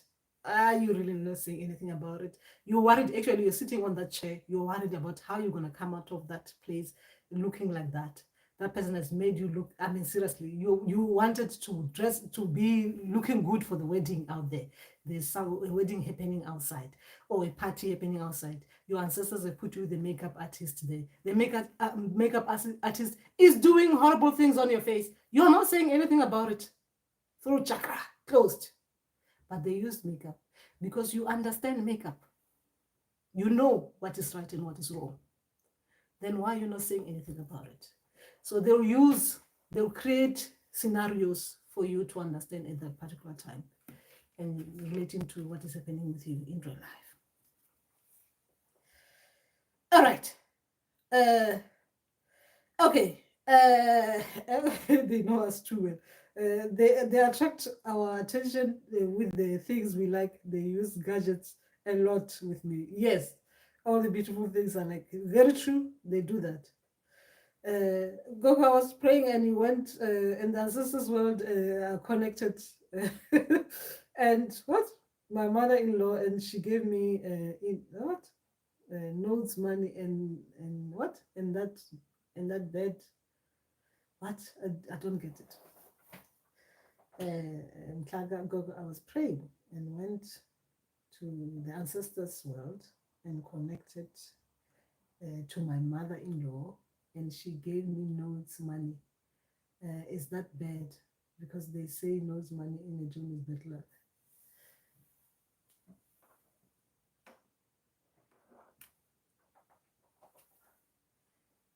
How is not bad luck in dreams? Now, we're talking about mother-in-law. Now, the question is, how did you feel when she was giving you that money? In real life, is she the kind of person who will do that? Or if she was the kind of person who will do that? Now, remember when they're using people to give you a message. Now, if someone is giving you the money, come on, it is money. What are they giving you the money for? Now, this dream is just the beginning. Explain. I've got time. Explain it. Explain your dream. If someone is handing you the money, how did you feel in that dream? Were you happy? Was she happy to give you that money? Is she likely to be the kind of person who will give you the money like the way she did in the dream state? So that we can explain, we can get to what your ancestors wanted you to do. Now, taking you back from your dream while you're still thinking about the rest of your dream. Now, me thinking about my life in general, if that was what you're explaining was my dream, depending on what it is that is happening to me in real life, right? And then remember, if there are some things, the way I look at my mother-in-law is the way in real life is different from the way the mother-in-law will come in the dream state. So my mother-in-law, I love the woman, right? Is she likely to give me money in real life? Yes. And actually I'll say, no, I don't want it. Now, in the dream state, if my ancestors are taking me to the dream state and they they show me her giving me money in the dream state, yes, she's likely to do that in real life, right? But if she was giving me the money in that dream state and the way she was giving it to me, it looks like she was inconvenienced in that dream state. What is actually happening in real life? What's happening in real life? That's what I'll be asking myself. What's happening in real life? Why does she feel like she's forced to give me that money? Or she's handing it, she's happy to hand it to me. Wow. She's happy to share with me. That's beautiful, isn't it? What is happening in real life? Wow. Yes, what has been happening in real life is like this. Wow, yes. No wonder they're showing her doing that in the dream state. Now, what is happening with me there in the dream state when I was being given that money? What did I do? How was I reacting there and stuff? Did I show like greed, even though I can see that she doesn't have it in the dream, but I'm taking it from her because I'm too, what they call it, selfish. I don't care. Even if she's getting it hard, where she's getting it, I don't even want to know where she's getting it. I just want to take it. I want to use it anyway. Lack of thinking for others. obviously I'll take it, I don't care, I'll take it and go and actually even misuse it. Because even in the dream state, they will show the way you're receiving it and the way you're thinking about it when you're receiving it, right? It is the money that you know it will be given to you, but then are you appreciating, right? Are you appreciating? Because remember that some scenarios in the dream state, they are not necessarily saying that that person is going to give you the money, but money is used as in the form of when someone is exchanging this with you, when someone is giving this bit of themselves, of their self, they're taking something they have, they're sharing it with you. How are you receiving it? Are you being appreciative? Or where it is coming from, is there more? Or where it's coming from, when you're taking it from them, there will be lack afterwards. And then you, what is your reason for taking it? Because we're going to be looking at your real life situation and then corresponding it with what they are showing in the dream state to show you a bit of you that needs to be looked at. Yes, we all want to receive money. A lot of us want to receive money physically, not in the dream state, physically. Now, when they're showing us in the dream state, is beautiful as well, especially if we are lacking it in real life. In the dream state, they're showing it to us. The money might come in the form of your mother-in-law giving it to you like that. Obviously, because you're worried about it. I want to receive, everything seems to be stuck. I would love to get money. Don't worry, it will be given, but it might come from that bit of the family, or it might come from that, and it will come like this, the way it came to you in the dream state. So there's a lot of things around the money and how it exchanges. Yes, these are situational dreams relating to what is actually happening to you in real life. Anyway, all right. That is, I was talking to my Klaba, okay? We got along very much, and she was happy, and I was happy to get it. And after she gave me, I shared it with my husband's siblings. It was beautiful. That's beautiful. That's beautiful. So you, if it was a dream where they're showing you like that bit of yourself, you someone who can share. If someone gives you something, you share. Now let's take it to gifts. Let's say someone was giving you gifts. No, I'm not saying this is what is happening, right? I'm just giving you scenarios because I remember a dream like that. From my part, I'm not explaining your dream. I remember a dream like that from my part when my people were checking me to see that with the gift that they've given me, remember that it is a family gift. It is ancestral gift, meaning that it is not just me throwing in bones. It means it has to be shared with all the things, beautiful things coming to me after throwing the bones. I have to share with the family, immediate family members who are struggling, because we all share ancestors, right? So now if they're showing you that the mother-in-law gives you money and you, the daughter-in-law, takes that money and you share it among the siblings, that means as a daughter-in-law, you've got that bit of yourself. You're very good. You're very good. You get something, you don't only think about yourself, you're thinking about others as well. You're sharing what you're being given with others. You want to share with others. That is the money, being given money. Now, if it was food, now because this is taking me back to the food. If it was food, it's like you'll be the cook, the kind of a cook. If you're a healer, you'll be like a cook who understand that not only are you cooking for yourself and your immediate family members, you cook for others as well, because you'll be able to share with others, because you've got a good heart. You can share. You are not selfish. You're not necessarily thinking about yourself only. You think about others. So whatever that comes from that side, if they were to give you something, you will take it and share with others. So as a daughter-in-law, that is what we need. We need daughters-in-law who think like that. When they're being given something, they think about others, the family members. Right? So it is a beautiful thing if they're showing you that. It's a beautiful thing. Yeah, it's a beautiful thing. Yes, your husband's sibling, because it's the money coming from their mother, giving it to you, because now you are gonna be carrying the generation of that woman, right? From a female to a female passing something to you. You're gonna be not only sharing it with your family, but you're gonna make sure that that line continues. Remember, you're carrying the same name. That line continues, living beautifully, because you can be someone that they can. Like when the ancestors, they choose us. They choose someone that can represent them. You know, like when they're coming with those gifts, and remember that you already have life purpose, right?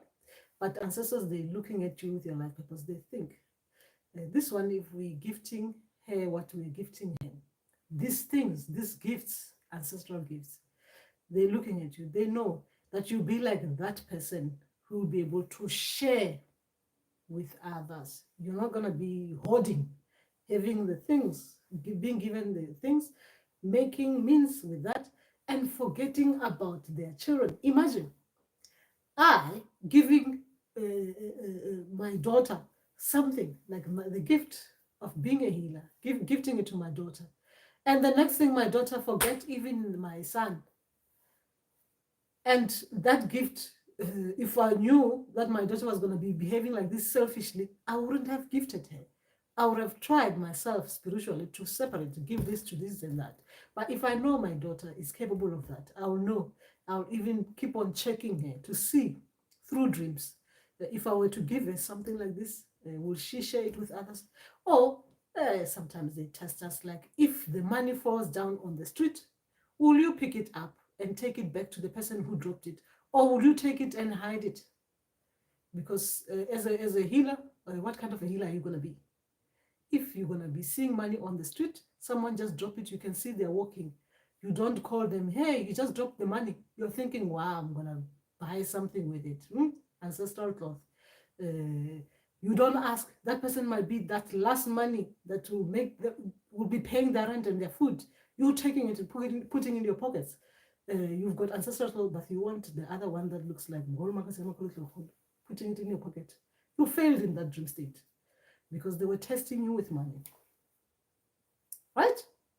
Your integrity. But from the people you marry into, remember that you're gonna be keeping their bloodline. You're gonna be responsible for making sure the whole family stay intact, because as the daughter-in-law, you have to take that responsibility, right? Making sure that everyone, they all are doing the right things and stuff like that. They can come to you if your ancestors trust you like that. So I'm talking about, remember that as we get married into people's families, those people as well can gift us. I haven't seen it with mine, because I guess it's a different thing.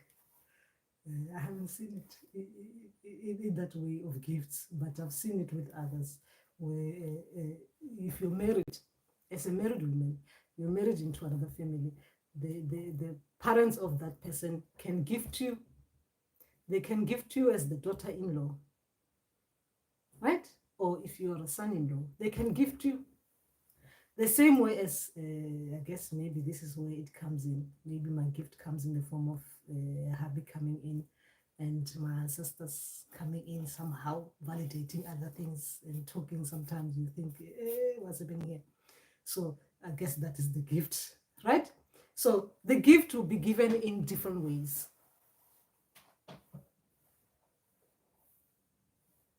But how did money become bad luck?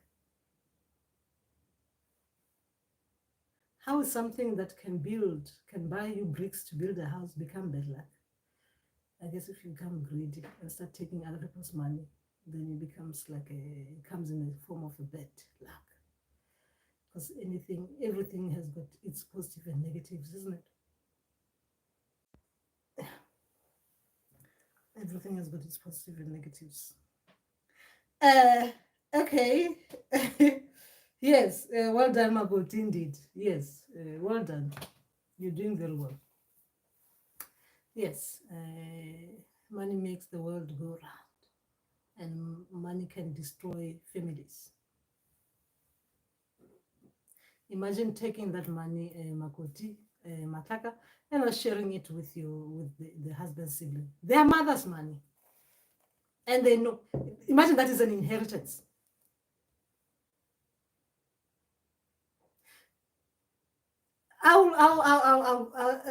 Ancestors or not, spirits and guides.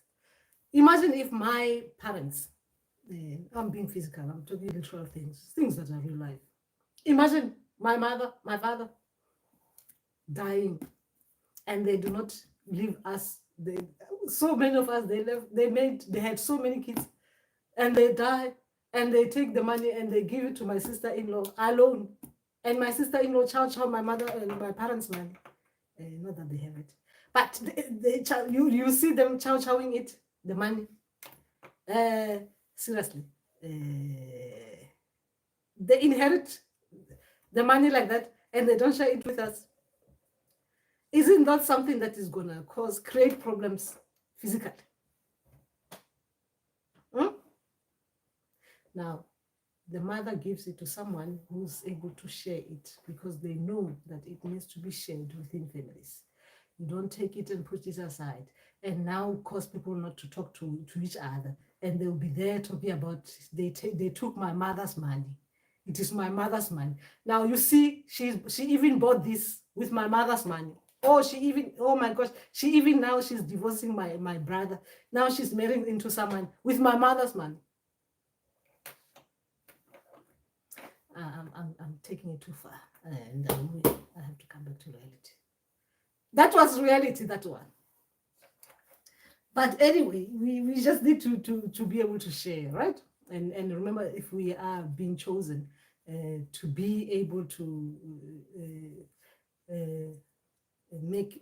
Remember, if we are chosen to represent our ancestors, it means we need to create unity within families. The families needs to stay intact. Through us, we're supposed to connect the dots. Through us, we're supposed to put people together. Through us, there should not be problems happening, because we are coming in, right, with the ancestral knowledge, right, to come in to make sure that the families, the things that are making the families fight, they stop, because our ancestors, the ones, the creator of those people there, the family there, they're giving us wisdom, knowledge, telling us, do this, do that, so that the families can stay intact, families can stay together. Now, imagine they're giving you messages, this family, your brothers, your sisters, these people, they are fighting. You hold with the other one, and you're listening to the ancestors telling you that for the families to stay intact with each other, this needs to be done, needs to be done, needs to be done. You take one on the side, you leave the others. And these are the ancestors, the parents of all of you. They're watching, and you think they'll be excited with that nonsense. They won't. They won't. Because the head, right? When I'm saying the head, let me not take it that way, because we're going to be talking. People holding us. Remember, we are like this, the branches of the tree, right? The root there, I guess the root going there with all ancestors, all directions, holding us together. These three are not connecting with the two. Ancestors, do you think they'll be functioning properly and be happy with this? Because they want all of us like this, excelling, progressing, right? So they have to actually make that happen. Even us, we need to help them make it happen. All right. Okay. All right. Well, how long have we been? 2 hours. Guys, we've been here for too long. Time moves so fast. How come?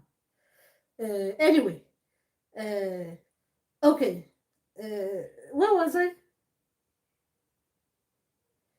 Go police can be ancestors in a dream state, right?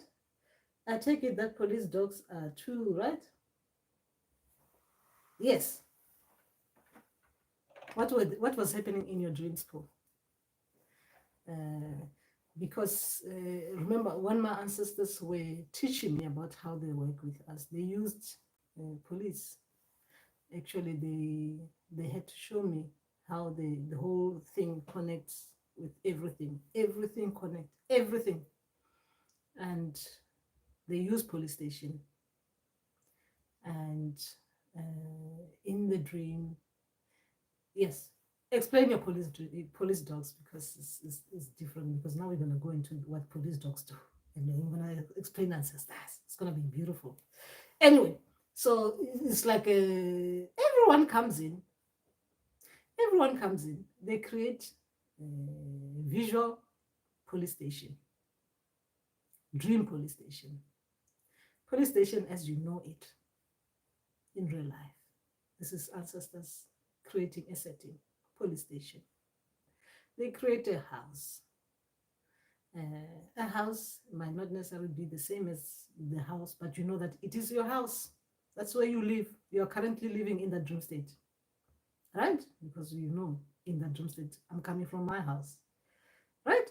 And then you've got other family members, the people that you know in real life, you know them, right? Your brothers, your sisters, your cousins, and stuff like that. It's the people you know. You know them in real life. They're like this, they behave like this, they're like that, they're likely to do this, they're likely not to do that. Meaning that they behave the way they're supposed to behave in real life, in the dream state. Some of them, they behave the way they normally wouldn't behave in real life. In the dream state, they behave somewhere different. But why? Now, I'm taking you to the police, right? Children as well. Now, when it comes to children, we will be going to too many different things.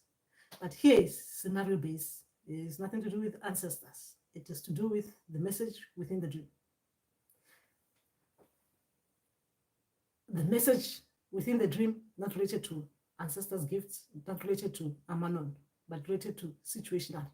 Meaning that things that are happening in real life, it's coming to you like a child in the dream, behaving in that way that the child is behaving in the dream. The message is that something happened to that child, then police have to be called, then everyone has to come in, then they have to show you that you did this wrong and did that wrong and didn't look at this, didn't look at that. Therefore, the situation ended up being like this.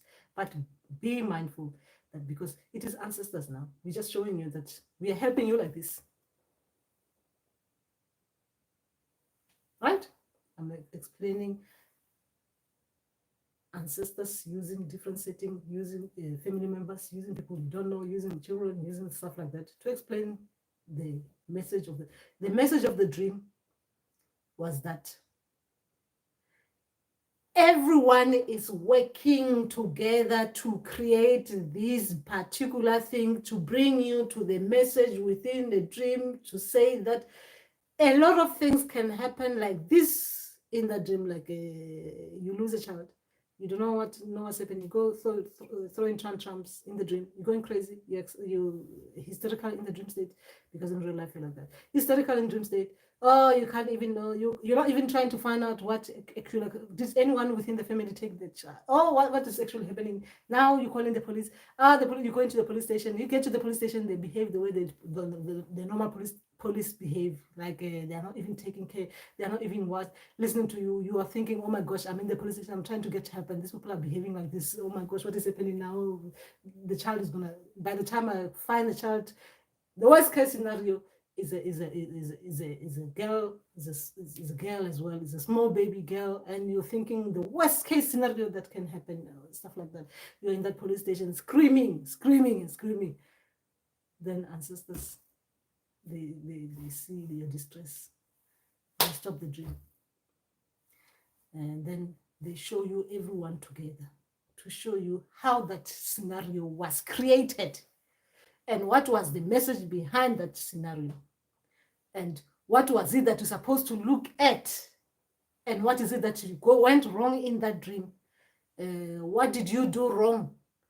What you could have done. But then remember, who is there with you? Anyway, I've given you a lot there. Togoza Gog. Oh, where was I? Okay. Ish, I had disturbing. Okay, Ish, I had a disturbing Gog. Mine come in series. Okay, series are important. Okay. Lebogang, Togoza Gogo, Ndauwee. When you dream of big snake, take you underwater and found your mother. You found your mother there, and they say take your things and go. Okay, what things were they? So I dreamt that I was dreaming. Yes, dreaming in my dream. Beautiful. Had a voice telling me so and so is late. Then I woke up. That time I was still dreaming in reality. Uh, okay, still writing the dream. What were the things? Excuse me. So I woke up. I got an email from the mother, my friend, stating that her daughter has passed on. Okay. It was a long email. Apparently, I had blocked her on my WhatsApp. This is all is all a dream. Okay. All right. So what is happening with your friend? Spo, what's happening with this friend that you blocked in the dream? What is happening?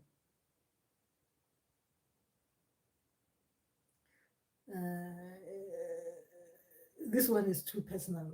Spo. Okay, so as I was still shocked that I just heard of this passing and now it has happened in reality, I was so hurt. Oh gosh.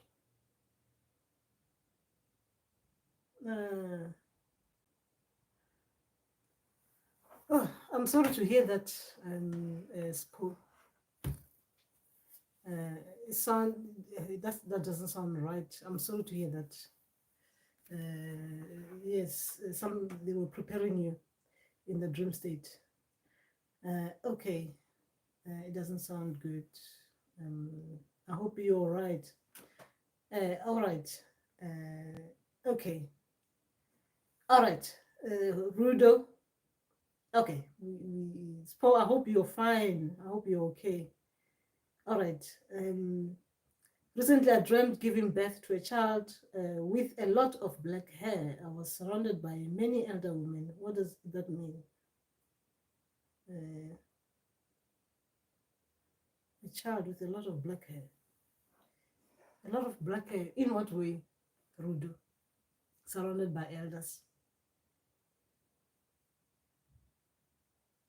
The child has got lots of black hair. You gave birth to a child with lots of black hair. So you gave birth to a child with lots of black hair. Obviously, what is so strange about the black hair? What is so strange about this? So that we understand what your people are trying to tell you about this new gift of yours. What is so different about it than other children with hair who are born with hair? What is so different with this one? Remember that it depends the nationality you are. Some are born with hair, hair. Some are born without hair.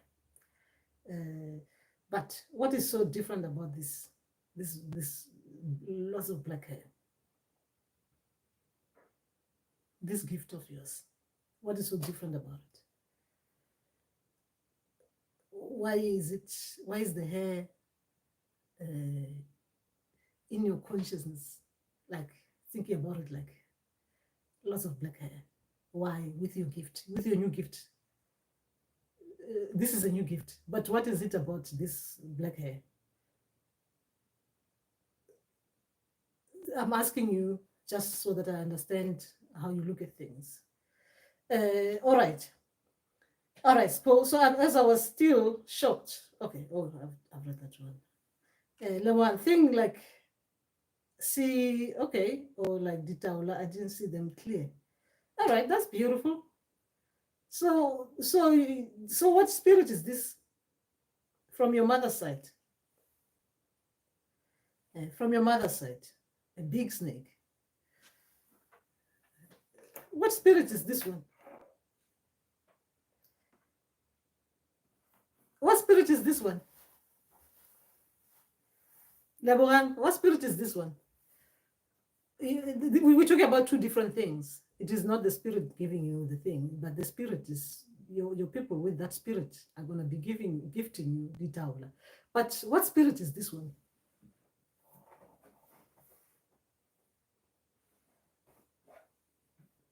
What spirit is this one? Interesting one.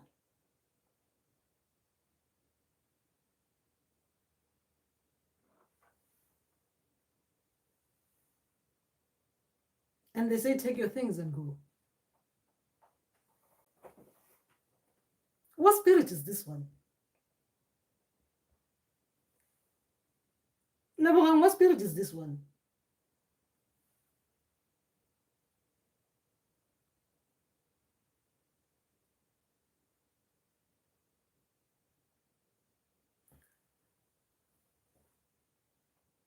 And it sounds like they're impatient as well. Your spirit in the water.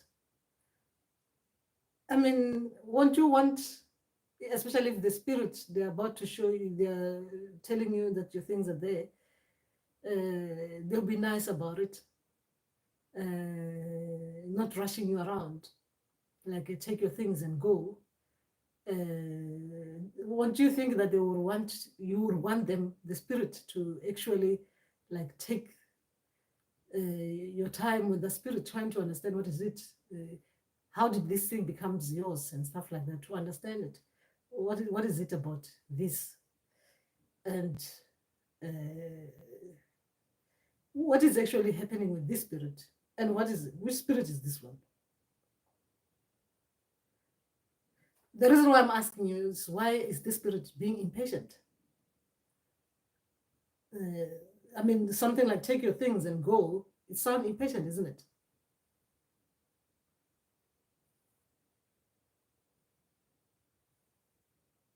What spirit is this one? I'm asking you so that your spirit explain themselves to you. Lebohang, as I'm asking you this question, what spirit is that one? Why is it rushing you?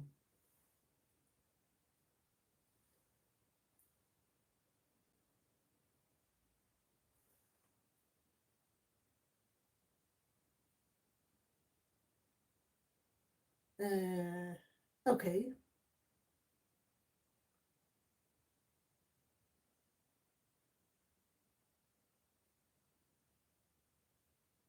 All right.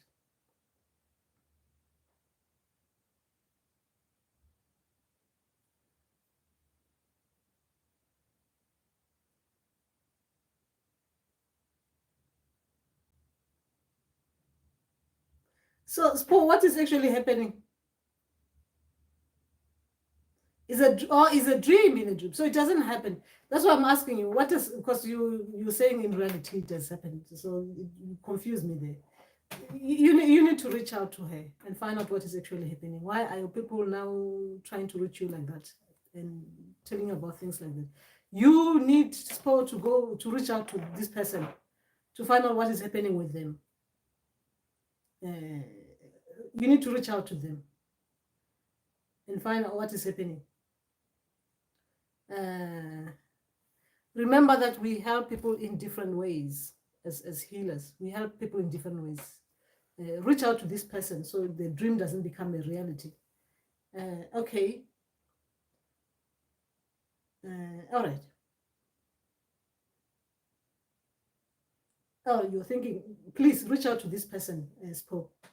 Remember that you sometimes, yes, as people, if you're on the line of becoming a healer, you need to swallow your pride. That thing, I'm not talking to someone, it needs to go. If your people are showing you that there is something like that, you need to reach out to try to find some people.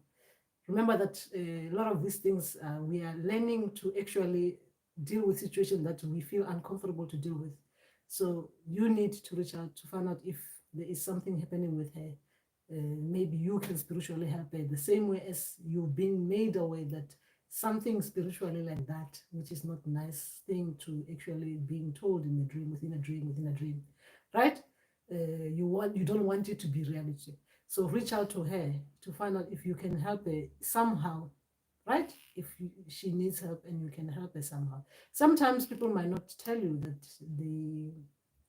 especially if you haven't been talking to her for a long time, she might not even tell you. There must be a reason as well why you were not talking to her. What happened between the two of you? So reach out if your people have made you aware of something like that. Reach out. You don't have to say I've dreamed about you doing this. No, reach out just to be, just to hear her, so that you hear what it is that is happening with her. Reaching out. Sometimes when you're calling people, especially when they are not expecting to hear from you, if they are experiencing difficulties in their life, when you're talking to them, for the fact that you open that line, they might not necessarily tell you what is happening to them at that particular moment, but for the fact that you reach out when you became aware that there's something that doesn't sound right with them, you heal them spiritually, you're healing them. When someone is sitting on their own, they'll be questioning themselves, how come she reached out to me? And especially with what is happening with me at this particular moment. Then maybe if she's directed as well, the way as you were directed by your people, she'll reach out to you now to talk to you, to express what it is that is happening with her. Right? That was, oh shit. My language is becoming clear that I've been here for 2 hours. Okay.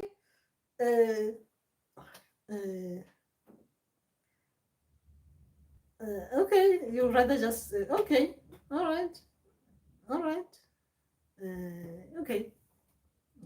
You do as you're guided, Spook. You do as you're guided. Okay. The head was covered with hair, and it was the only thing that I saw about the hair. So I thought maybe it is something I need to be aware of. Yes, if yes, it is something to be aware of. But for me, I do not relate it. I do not relate it with anything. If it is a gift coming with it, this is an extreme kind of hair. Why? What does the hair has to do with? How are you gonna be? How is that spirit gonna be? How are you gonna be dealing with the spirit if it is just hair that is not usual? You see, what I'm used to with spirit is that if it is a spirit that obviously comes, the way it comes out, it's got something that it is not normal, like you see with when I'm saying not normal. Remember, we are all normal in our different ways, right? But normal to me might not be normal to someone. Now, when it comes to children, the way we receive these gifts, the way we receive these children, the way we give birth to these children in our dream state, the way we give birth to whatever that is coming to us spiritually, the new thing that is coming to us spiritually, the way we will be made aware of the difference from what we know, the different from the norm, the different from what we are used to. Now, if it is a gift, I don't know how hair can affect a child. It's just different hair. For me, the way I'm looking at it, it's just different hair. It's just different. The hair is just, I do not know what the biological significance of having extreme kind of hair will be like to a child, a newborn, and after that growing up, because that will give you a clue that with the gift that you're going to be raising, you're going to be helping nature, is going to need a different kind of attention from the gift that is someone with just hair, being born with the hair, right? Just normal. Me, a child born with hair, they're born with hair, isn't it? Different. They're born with hair. They're just, oh, they're not born with hair because, you understand? So that's significant for you, for this gift that you've been given, will be that it is going to be different. The way you're going to be looking after it is going to be different because of what? The hair. But I do not know, because I don't know the hair that you're talking about here.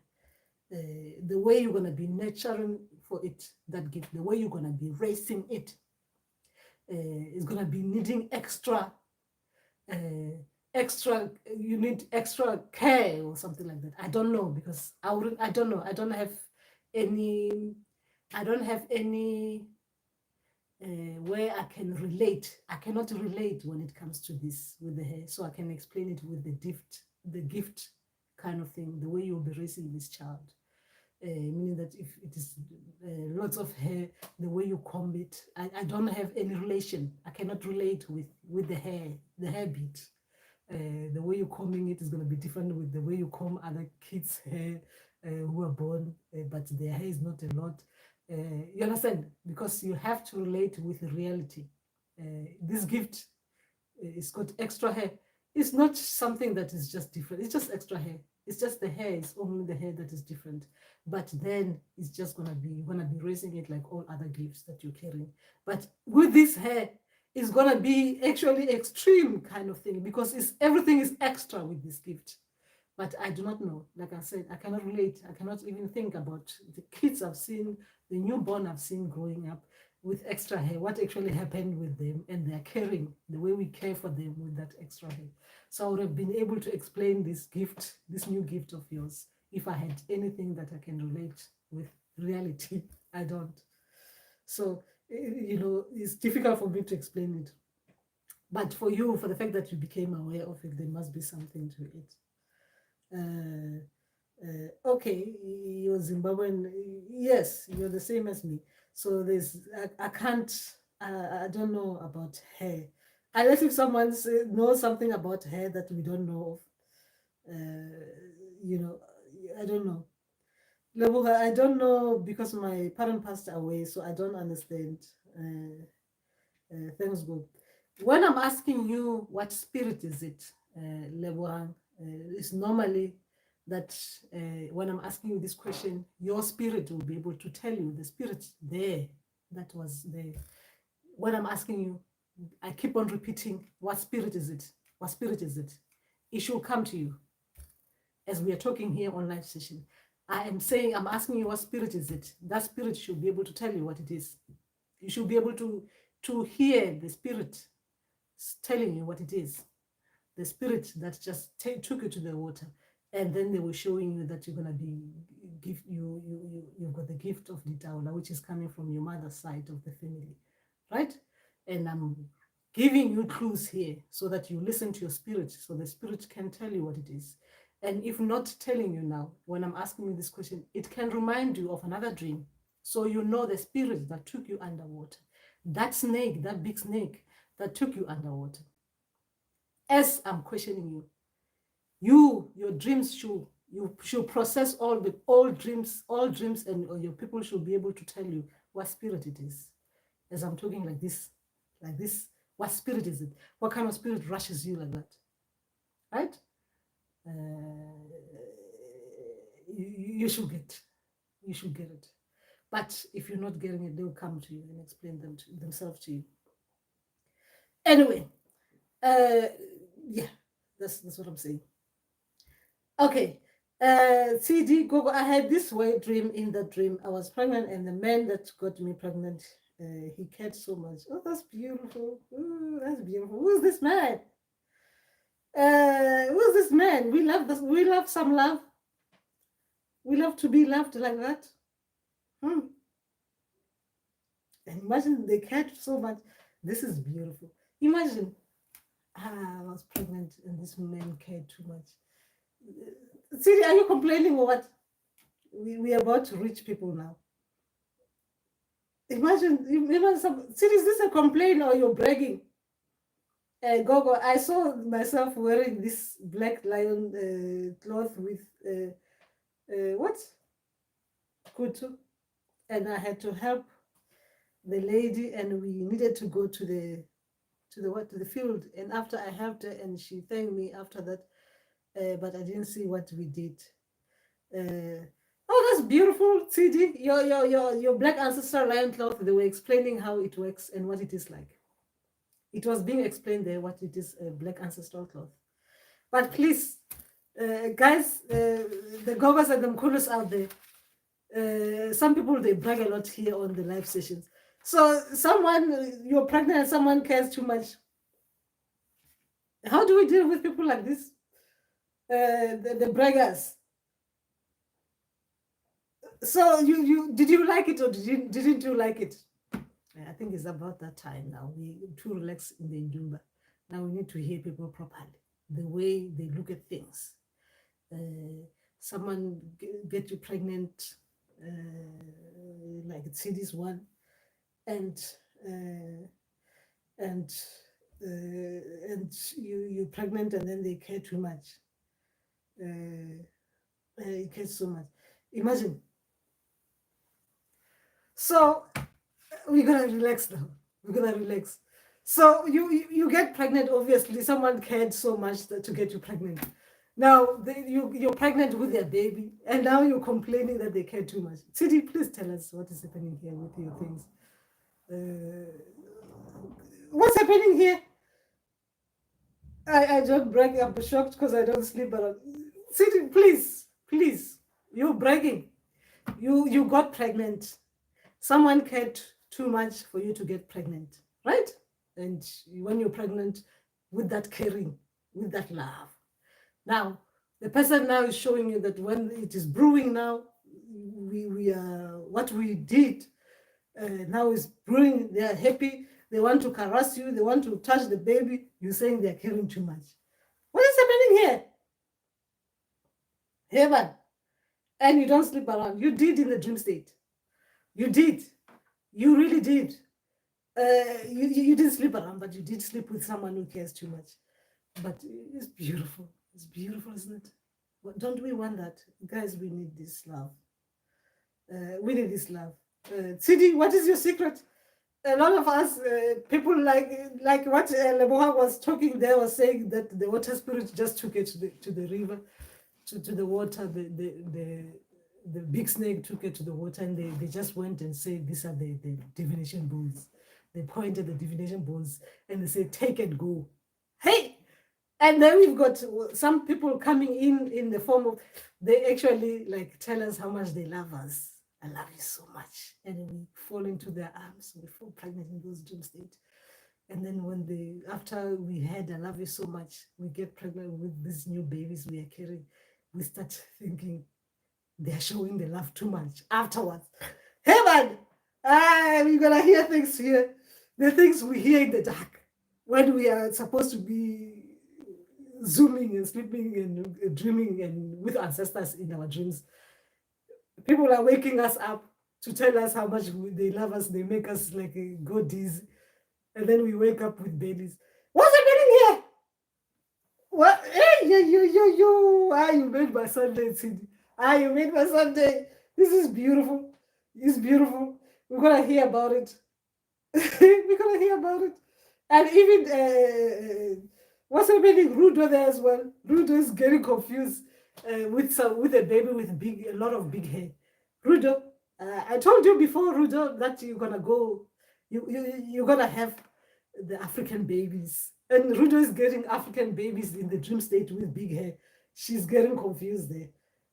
She's not used to it because she's there in where did you say you are, Rudo? Where did you say you are in? What's that European country you're in? And now your people are coming in with the heavy ones, with the hair, the way it's supposed to be, Afro. Rudo is getting. Rudo, what did you say you were in? That place you're in? I told you, Rudo, I told you this one before.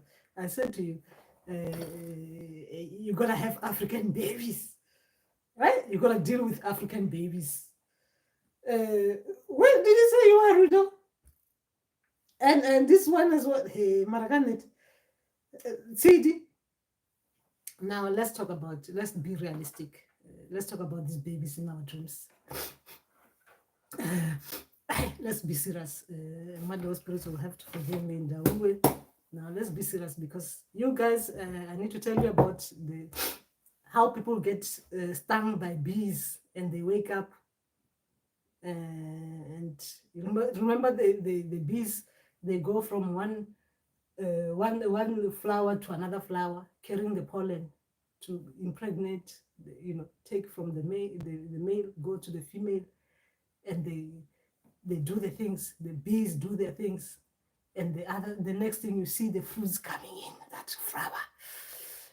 Hey, they got stung by bee fruits. That flower blossoming, coming, beautiful colors, and sometimes you look at it, it changes even colors, right?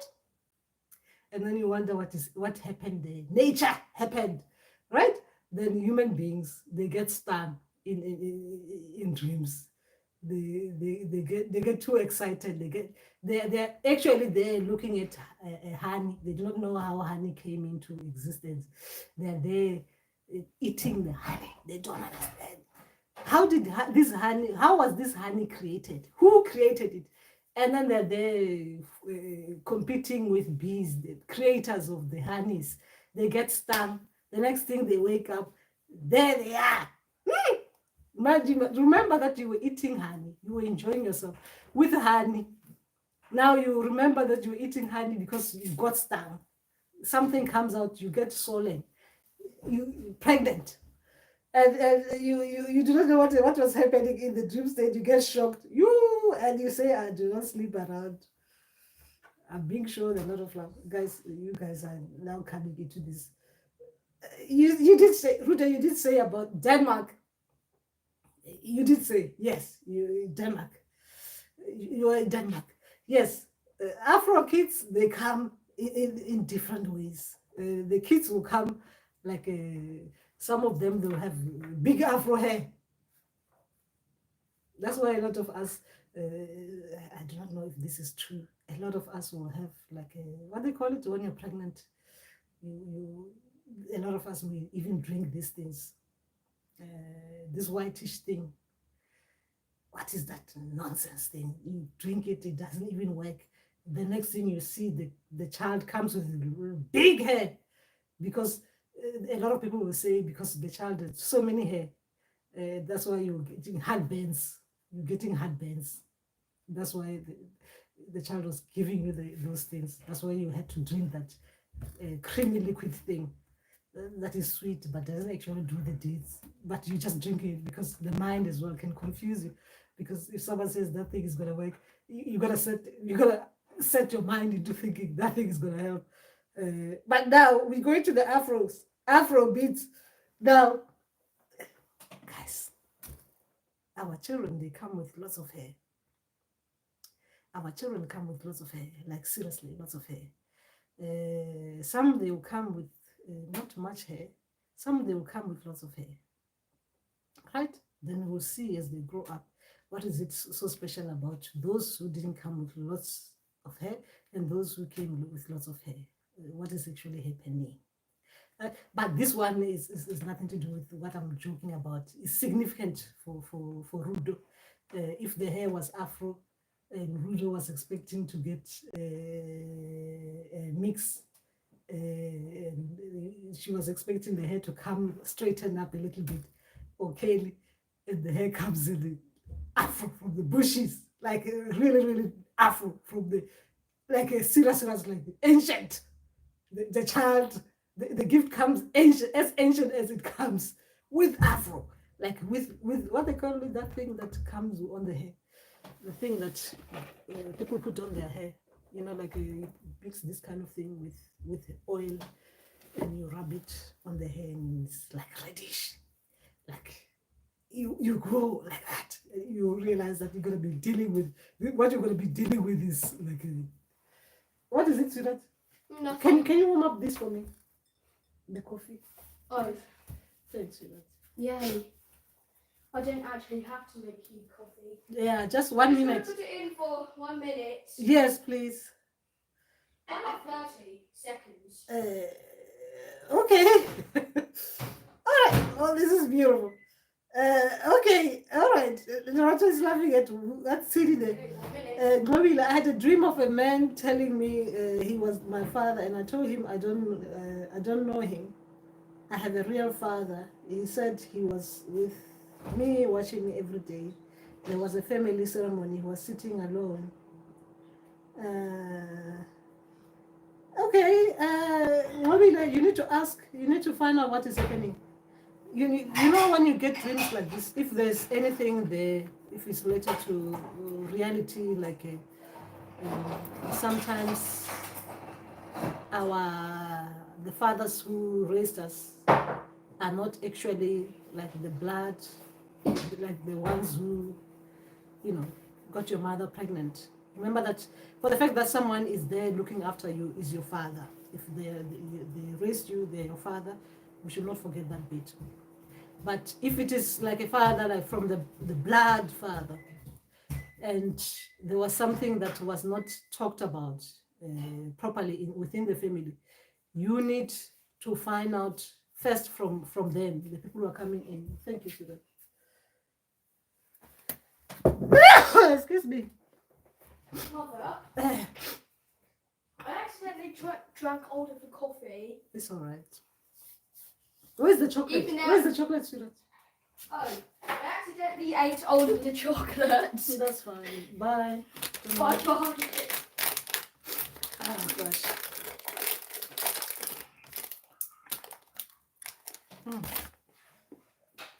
Mother, why is my nose growing? I'm busy here, Jimmy. Oh, Okay. it's just that my nose was growing. Okay. Must be that. It's giving me the thing. Okay. It's talking about serious stuff here. The father. If at any time that your ancestors make you aware, they bring something to your awareness that you're not aware of, you need to follow them. You need to ask them to explain things properly to you, right? Before you approach the family. How come he's saying he's your father and you've got a father? Can they explain that to you? So that he is not like sitting like there where everyone is sitting there and he's excluded, he's outside. So that he can be brought in to be with the family, the family who are congregating, so they can all be together. So how do you bring him to the family if you were not aware of his existence? So they need to explain things to you so that when you go to physical living people to explain things to them that you're becoming aware of, you've got a lot of information. You don't just say someone said he's my father and you start confusing people in real life, right? They need to explain a little bit, give you a little bit of information. And what they want you to do is to ask them, how do I bring the person who said I'm the father, so that he doesn't be like he's sitting away from the family. He's not sitting alone there. He's sitting with everyone else. That's the question you ask them. And who is my father? And how do I bring him from where he's sitting to sit with the family so that they can give you information, more information? Okay, that was that one. Okay, I was answering Mobile. Okay, we don't want people sitting alone. Okay, Maria. Okay.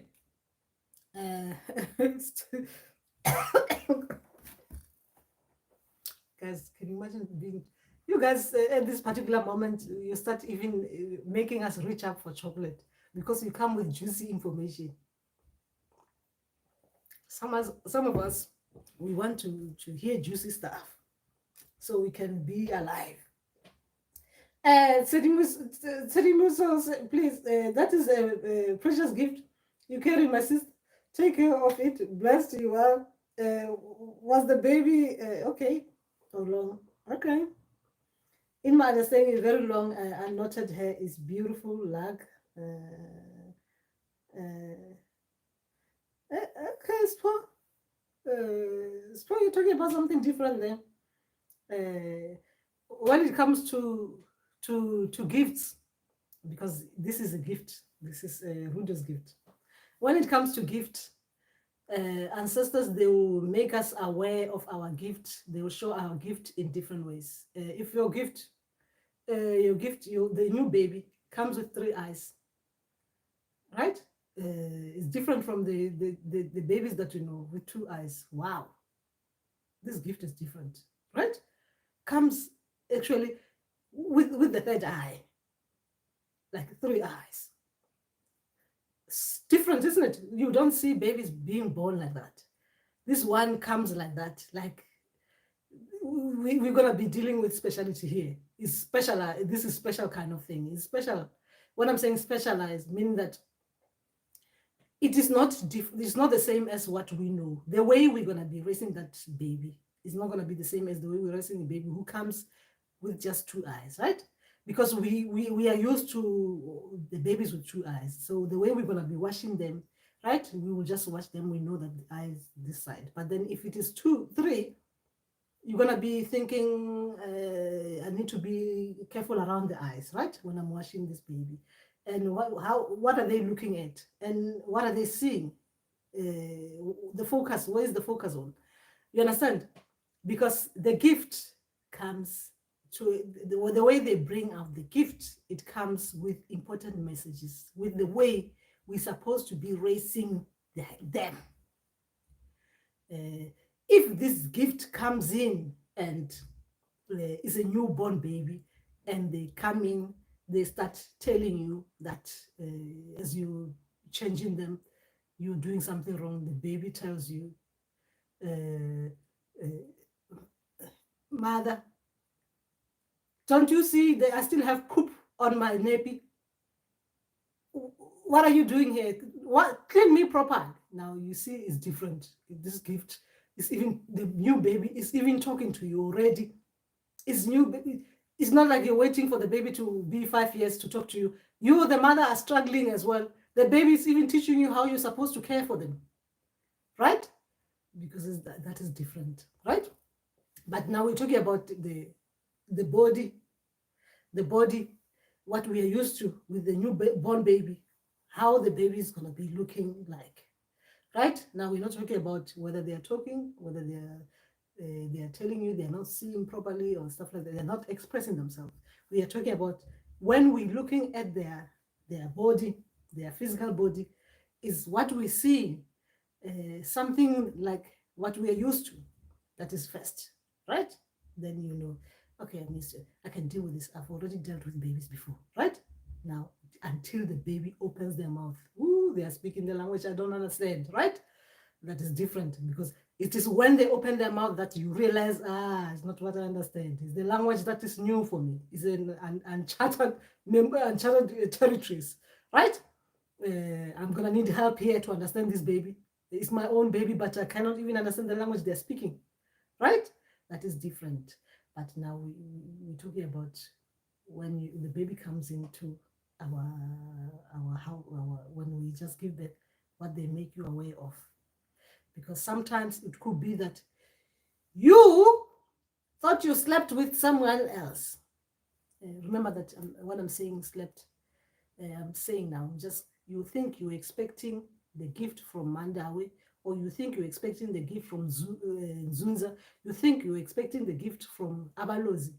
Then they are making you aware that through looking at it, the baby that is coming out is not what you're expecting. You thought you...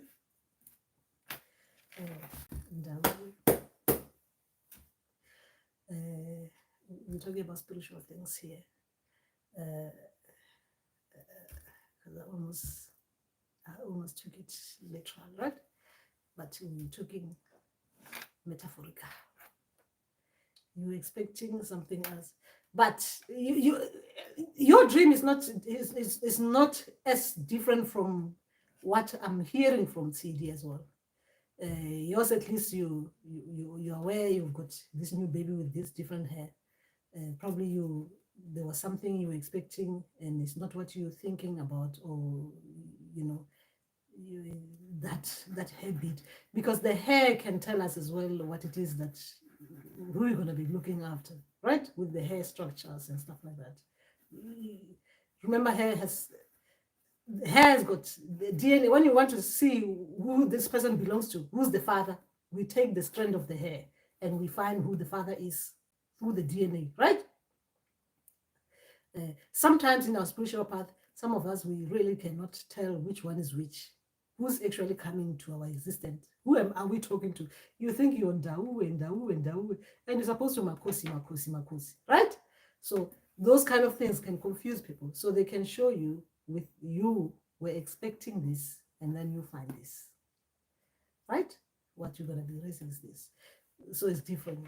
But as it comes to pregnancy, now pregnancy is different because as well, remember that I tend to just take this live session as I'm dealing with healers and healers to be. So I tend to take away people with just normal dreams, like let's say TD was just a normal dream, and they were telling her about something, but it cannot be that one. It cannot be that one. There's no normality in that one. Now, when it comes to the person that they show, the father of the child is giving too much, is being too caring. Like let's say it is just a complaint, too caring.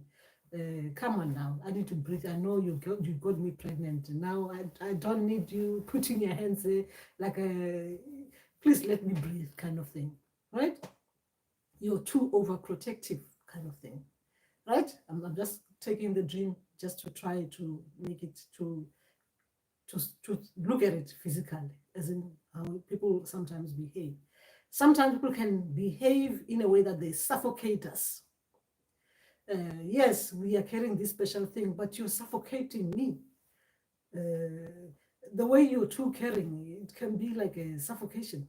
But here it's not like that. Here it's just because why am I even pregnant? I didn't even see us doing the deed. But you're showing me that you're pregnant now. Now they're using the face of someone you know. The face of someone you know, the impression that they give you, that the person who you're carrying their baby, whoever that you're carrying their baby, he is caring like the person you know how he is like in real life, can be overprotective like that image that they use. Now, how do you talk to someone who's overprotective like that? The image, remember that the image, people's images are going to be used. That it is like that one that you know, it's like you were kissing now, the kiss turned into you being pregnant. But now, like that person you know, they can be like overprotective like this. Now, how do you talk to them? Because you're gonna be carrying this pregnancy for that long. Remember that ancestral timeline is different. Tomorrow you can see yourself with that father. Now, even you're leaving the father with the baby, the overprotective father with the baby, and you're forgetting that they are too caring, right? Because you just want to take a walk. Anyway, you know where I'm going, right? Anyway, like they're showing you, like now they're like this. So all you just have to do is, if you think they're over protective, you talk to them. Yeah, we are all excited, right? But you don't have to be like this. We are excited. Yes, I'm happy. Yeah, I'll look after this pregnancy with your help. But please, as well, let's breathe nicely together. The next thing I'll be seeing myself pregnant again within 2 months. Anyway, we're talking reality here. Let's not go far. Okay. Remember, in reality, doesn't happen like that. It's 9 months straight. Anyway, some is not. But we are talking dream state here. It is nothing to do with real life. Yes, a lot of us, some of you, your people won't show you how the baby is created, right? Meaning that a man meet a woman, a man and a woman.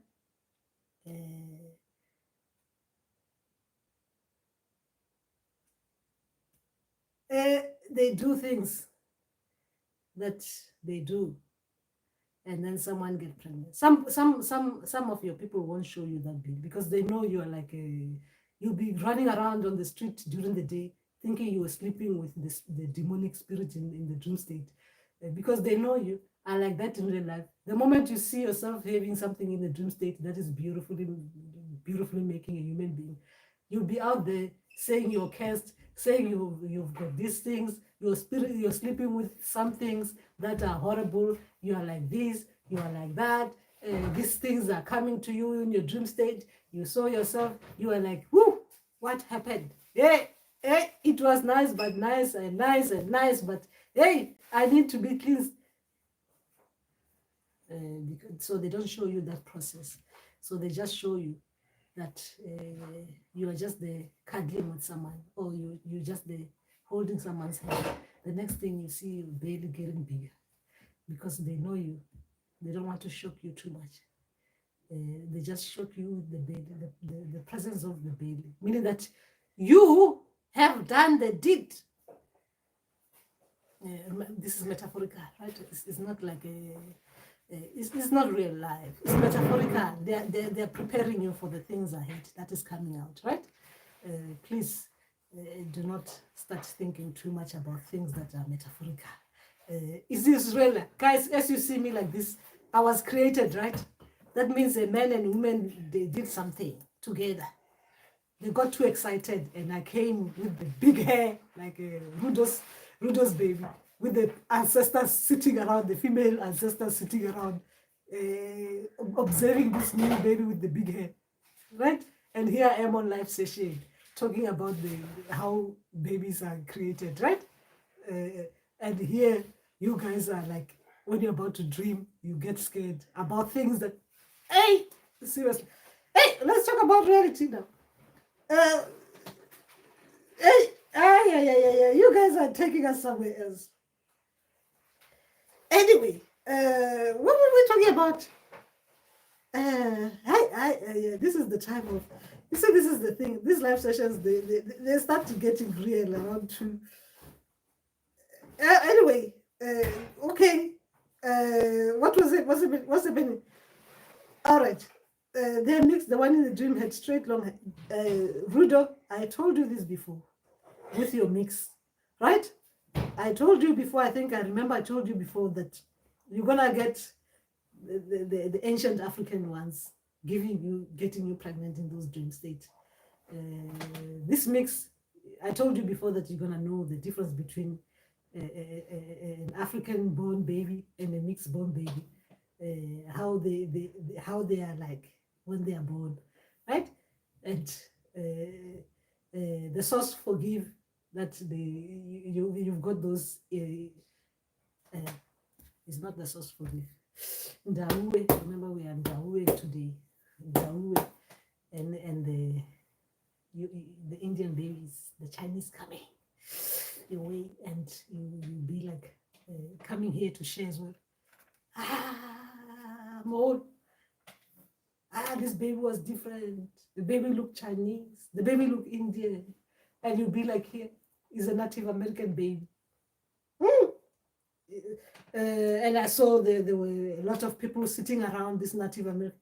And I gave birth to the Native American baby in the dream state.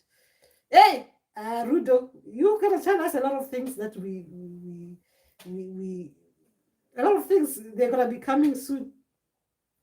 Anyway, okay. So where was okay? We're talking to who? Tondera, is it? Gosh, why my eyes? I need to get my glasses, guys. I'm actually pretending that I can see when I can't. Tonderai. Okay, Ndauwee, I had a dream of an elephant chasing me, and I got very tired. This happened about 3 times. Wow. Remember, my name is Ndauwee. I'm the big elephant. I hope I'm not the one chasing you in those dream states. I hope I'm not chasing you to come to my sessions or to come and consult.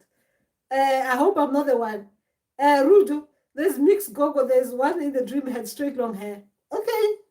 Yes. They'll come in different forms. Okay. Okay. Where were we? Okay. I had a dream of a DNA blood test. It came back 99. I think you shared this dream before. 99.9% positive. Uh-huh. Okay, blood test. All right, okay. Oh, last question. See yourself being around lions and lioness and Black Panther, but they didn't hurt me. Yes, we're supposed to be around those things and it's not supposed to hurt us. Yeah, they're not supposed to hurt us. Animals are not supposed to hurt us when we're in the dream state. They are not meant to hurt us. But as human beings, we need to remember that just like the same as in real life, when we are in the territory that we are not familiar with, the way we behave in that territory, we need to behave as we will do in real life. If you are, let's say, in real life, you go to the forest, or you go to, not the forest, like you go to a place where you're going to find different kind of animals, your senses need to be working properly, right? Because some of the animals in wherever you are, where they're animals, they're going to behave the way they're supposed to be behaving. But sometimes they will try to understand you. Even you will try to understand them. I'm talking about in real life, without people coming with their fears and facing the animal with the fear, and the animal as well is fearful. Now, survival of the fittest now. Who's fit enough to survive? That's different. Now, when we're in the dream state, remember that spiritually, we need to be in alignment with all nature. We need to be able to communicate with all nature. We need to be able to communicate with all animal, all living organisms. We should be able to communicate, talk with each other properly. That is why you see a lot of these things, like when the same way as when we are in the dream state, our ancestors, they use our friends to give us messages. They use the image of your friend to give you the message from your ancestor, because they know with that friend, there is something that you think about when you think about that said friend, the impression they give you. So even when we see ourselves with animals in the dream state, so it is that in what does that animal, what do you think, what does that animal, what is the impression of that animal, what does it give you, what message does it give you? Like you've seen in your dream when they were explaining about the black lion cloth, the way that it works is that you'll be with someone, then you'll be helping others as well, right? Now you're wearing a lion cloth, you should be able to help others, right? You're being given the lion cloth, you're supposed to be able to help others. Like this dream was explaining the lion cloth to you. Now they're showing you, you are in the place with lions because you're one of them. You wear the lion cloth, you wear the red cloth because you're part of it. It is you with your restrictions that when you're in the dream state, you see the differences. You see that these are different from what you are because you're coming with human thinking in the dream state, where you're supposed to be spiritually in alignment with all nature and all living organisms and be in one with all. Meaning that even though you see them, that they're being shown to you that they're different from you, you should not be thinking or expecting the worst of them. Right? That's what I'm saying. Okay, where were we?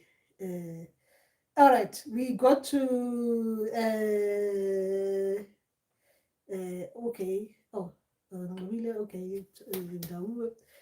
Dreams can make us go go wild. Trust me. I've also been seeing maps and passports. Could that be pointing me to my origin?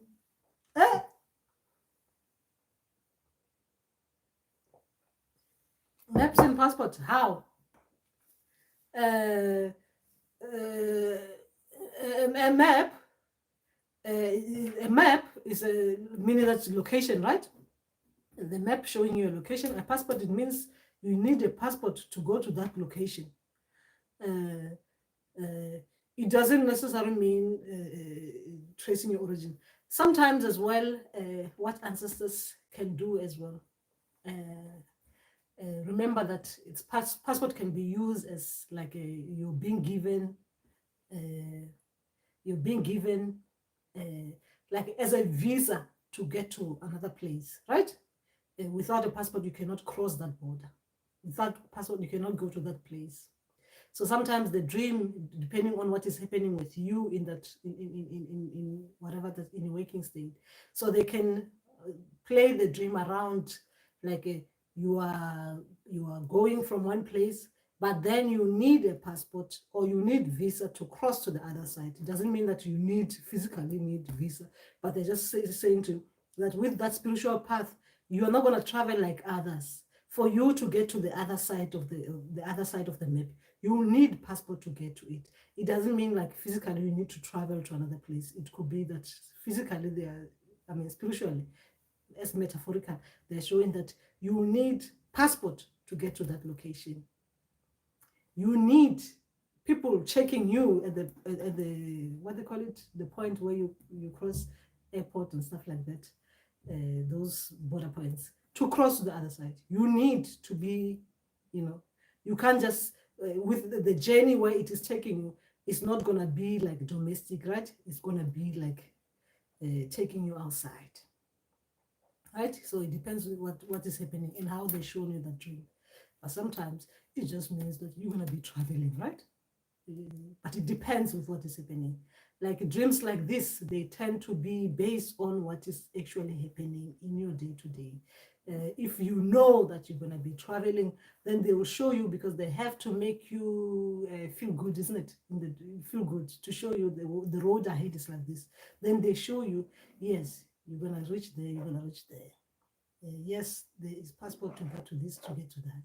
But sometimes with your worries, they show you that to get to that, these things might happen along the way because of these restrictions. Passport, it means if you don't have a passport, you cannot go there. If you lose that passport, you cannot go there. You understand? And then you'll be playing scenarios around it, because you understand what is the point of a passport and what is the importance of a passport. You lose it, you cannot go to that side. You're going to have to make applications again. It's going to be a long process, right, for others. So they will use what you understand to explain the message to you. Anyway, all right, that's where we were. So I remember how stressed I was when I kept having pregnancy dreams. Okay, I'm going to find out what a pregnancy in a dream means. I recently had more pregnancy dreams, and I got surprised to learn that I'm still getting pregnant. I'm not complaining though. Okay. How many times are you getting pregnant? That sounds like a lot. Sound like a lot. How many pregnancies? Yes, Gogo, now you can relate to my dream. All right, okay. All right, Google, use the Lorato. Okay, where were we again? Gosh, I'm gonna be laughing too much now. I'm gonna cry. It's not nice. Some of us, when we smile, tears start coming, and we get dumped on the spot. I was just making something funny, and you're laughing and you're crying. I cannot deal with you. I don't understand where you actually stand. Dumped. Anyway, so the list. Amen, Gogo, what does it mean to dream talking with a mermaid? Okay. Wow, talking to a mermaid. Beautiful dream. Talking to a mermaid. I've done a video about mermaid in dreams. So what was this mermaid saying to you? Okay. Correct me, please. Correct you with what, Spoke? Okay. Togoza Gogo, that is Leborang, and I also dream the cloth of black and white and red haka and white beads. Oh, red haka. Oh, that's beautiful. Red haka. All right.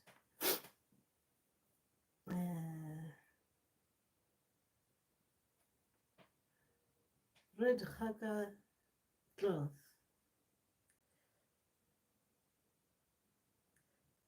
Okay. White beads, beautiful. Okay. Beautiful, Leborang, beautiful. Okay. I'm just red haka. I'm just thinking about haka covered in red. I'm thinking about it as in trying to relate with haka covered in red. Okay. All right. Yes, yes, I've been finding my passport.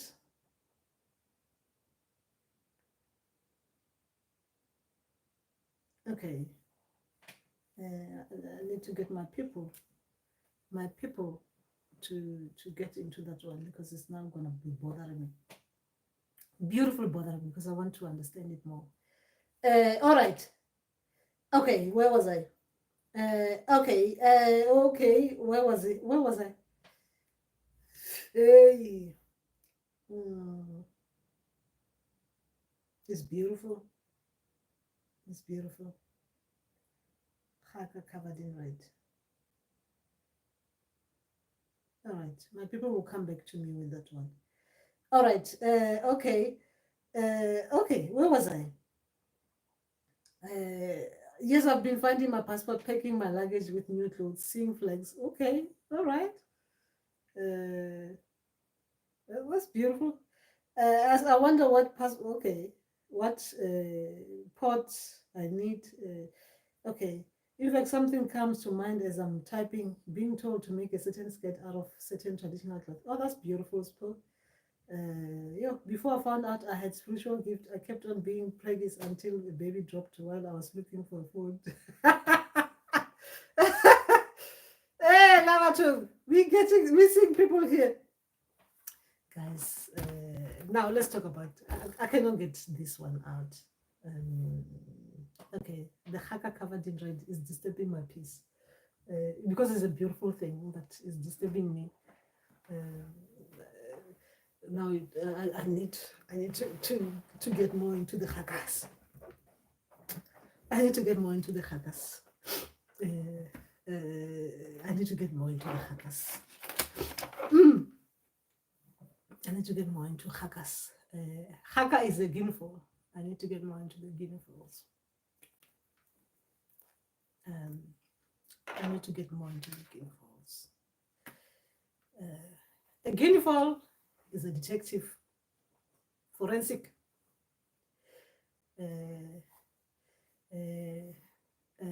So I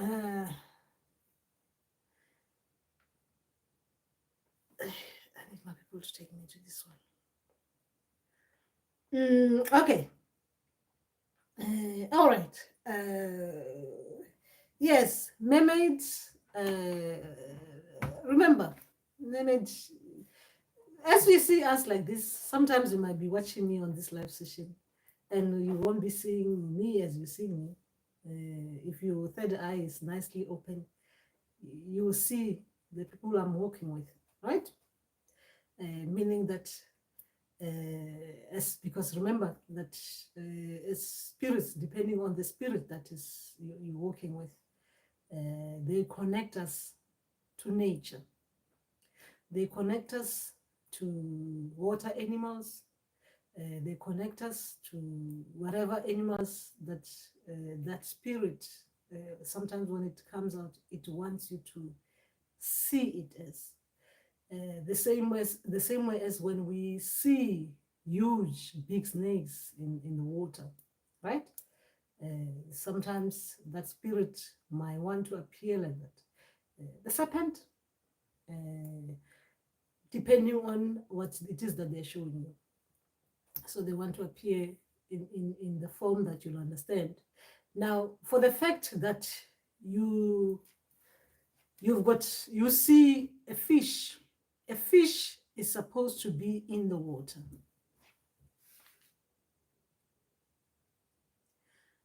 A mermaid is a half human, half fish, isn't it?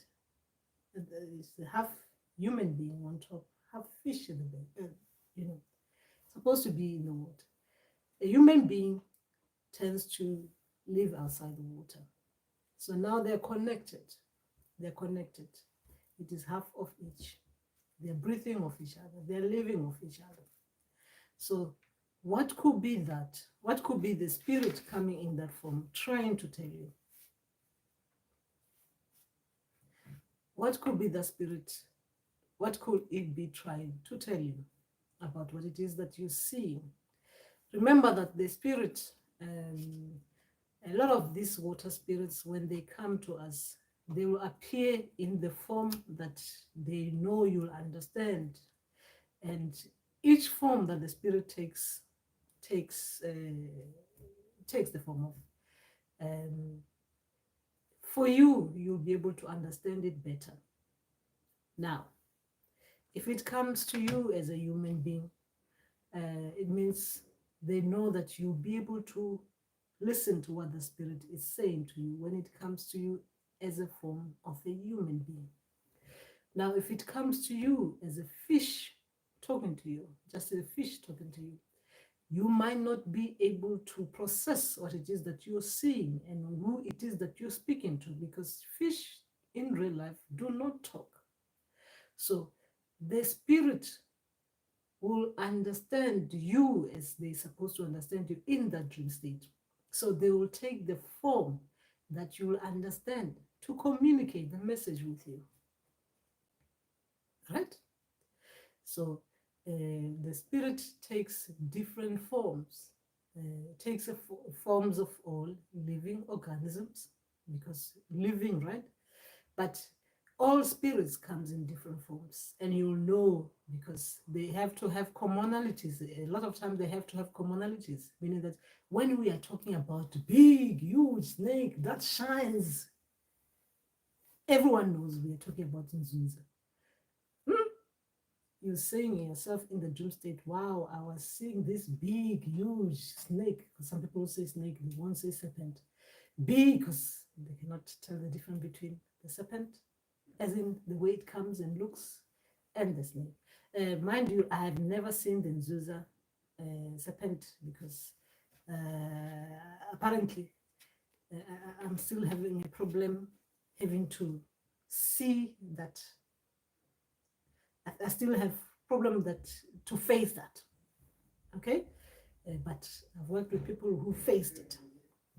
Now, remember that when it comes to you, I'm trying to explain different forms of how the spirit comes to you. When it comes in that big form, the way that it behaves, I'm talking about the spirit of the serpent. Spirits are spirits. That means they're gonna be spirits, different spirits, right? I'm not talking about one. Ndauwee is a serpent, comes as a serpent, but it comes with things, people around it, guys around it, and then your ancestors as well. But when it comes to in the dream state, now we're talking, I'm going to the mermaid, right? When it comes to mermaid and the way the mermaid look and the way they want to show you the significance of this dream, remember that others, it's the same as when our ancestors are using celebrities in the dream state. Celebrities to show you the significance of your dream, meaning that they want you to look at it properly. So they're going to use someone that you celebrate, right, to give you the message about the importance of that dream. So even with the seas, the sea, the water, different water bodies, they will use particular things, what we relate in real life, what we know. We don't normally see. We hear about it, as in people talking about it. It's not something that you see, like when you just go to the sea, you go to the river, you see a mermaid, right? It's not something you see, apart from in books. You read about it, or you see it in films, how it looks like, or you see it in dreams, because it's not something that you normally see in real life, right? So the message in that dream, the first thing is that it is a mermaid. It's different. Now, the second thing is, what is that mermaid? What was it saying? Second thing is important. Where did you see this mermaid? because this mermaid can be seen in too many things. If it is the water bodies that I know, Mandawe spirits comes in as form of mermaid. They can come. You can see a mermaid in the swimming pool, right? Mermaid in the swimming pool, in the water, swimming with ours. That's the mermaid. You can see the mermaid in the river, right? It is a mermaid. It's Mandawe mermaid. You can see the mermaid in seas, right? The Mandawe mermaid. You can see it in different parts. So what they are trying to say there is just we are connected. We are connected. We are not different. We're supposed to operate as such, living off each other, right? Living off each other. So, living off each other kind of thing. Anyway, meaning of land, of water. Land and water. So we connected. We live off each other. We need that water. The water needs us to look after it. The same way as we see the mermaid. It's two different things. A human being and animal of the water connected. Anyway, where were we? Okay, yes, I think we've done enough, isn't it? We've done enough, guys. The gogos and the mkulus out there. We have been here for how long? 3 hours. Even me, Mandawe spirits are fed, right? They are fed. Now if they complain, they will want me now. They will be wanting me. Even that dream state, if they show me behaving strangely, I'm gonna, it's gonna be like those dreams where your ancestor spirits and guides, they're trying to make you feel otherwise. You just become like you just become yourself in the dream state and tell them, ancestors, spirits and guides, you're behaving like this, you're having these faces that I know that these are not my friends. I'm not with my friends in the dream state. This is you. You're just using my friends' faces. You're just using animals, and you're trying to make me doubt myself in this dream state. I'm gonna be like, come on now. I know you. Please wake me up. I need to come out of the dream state. Ndauwee.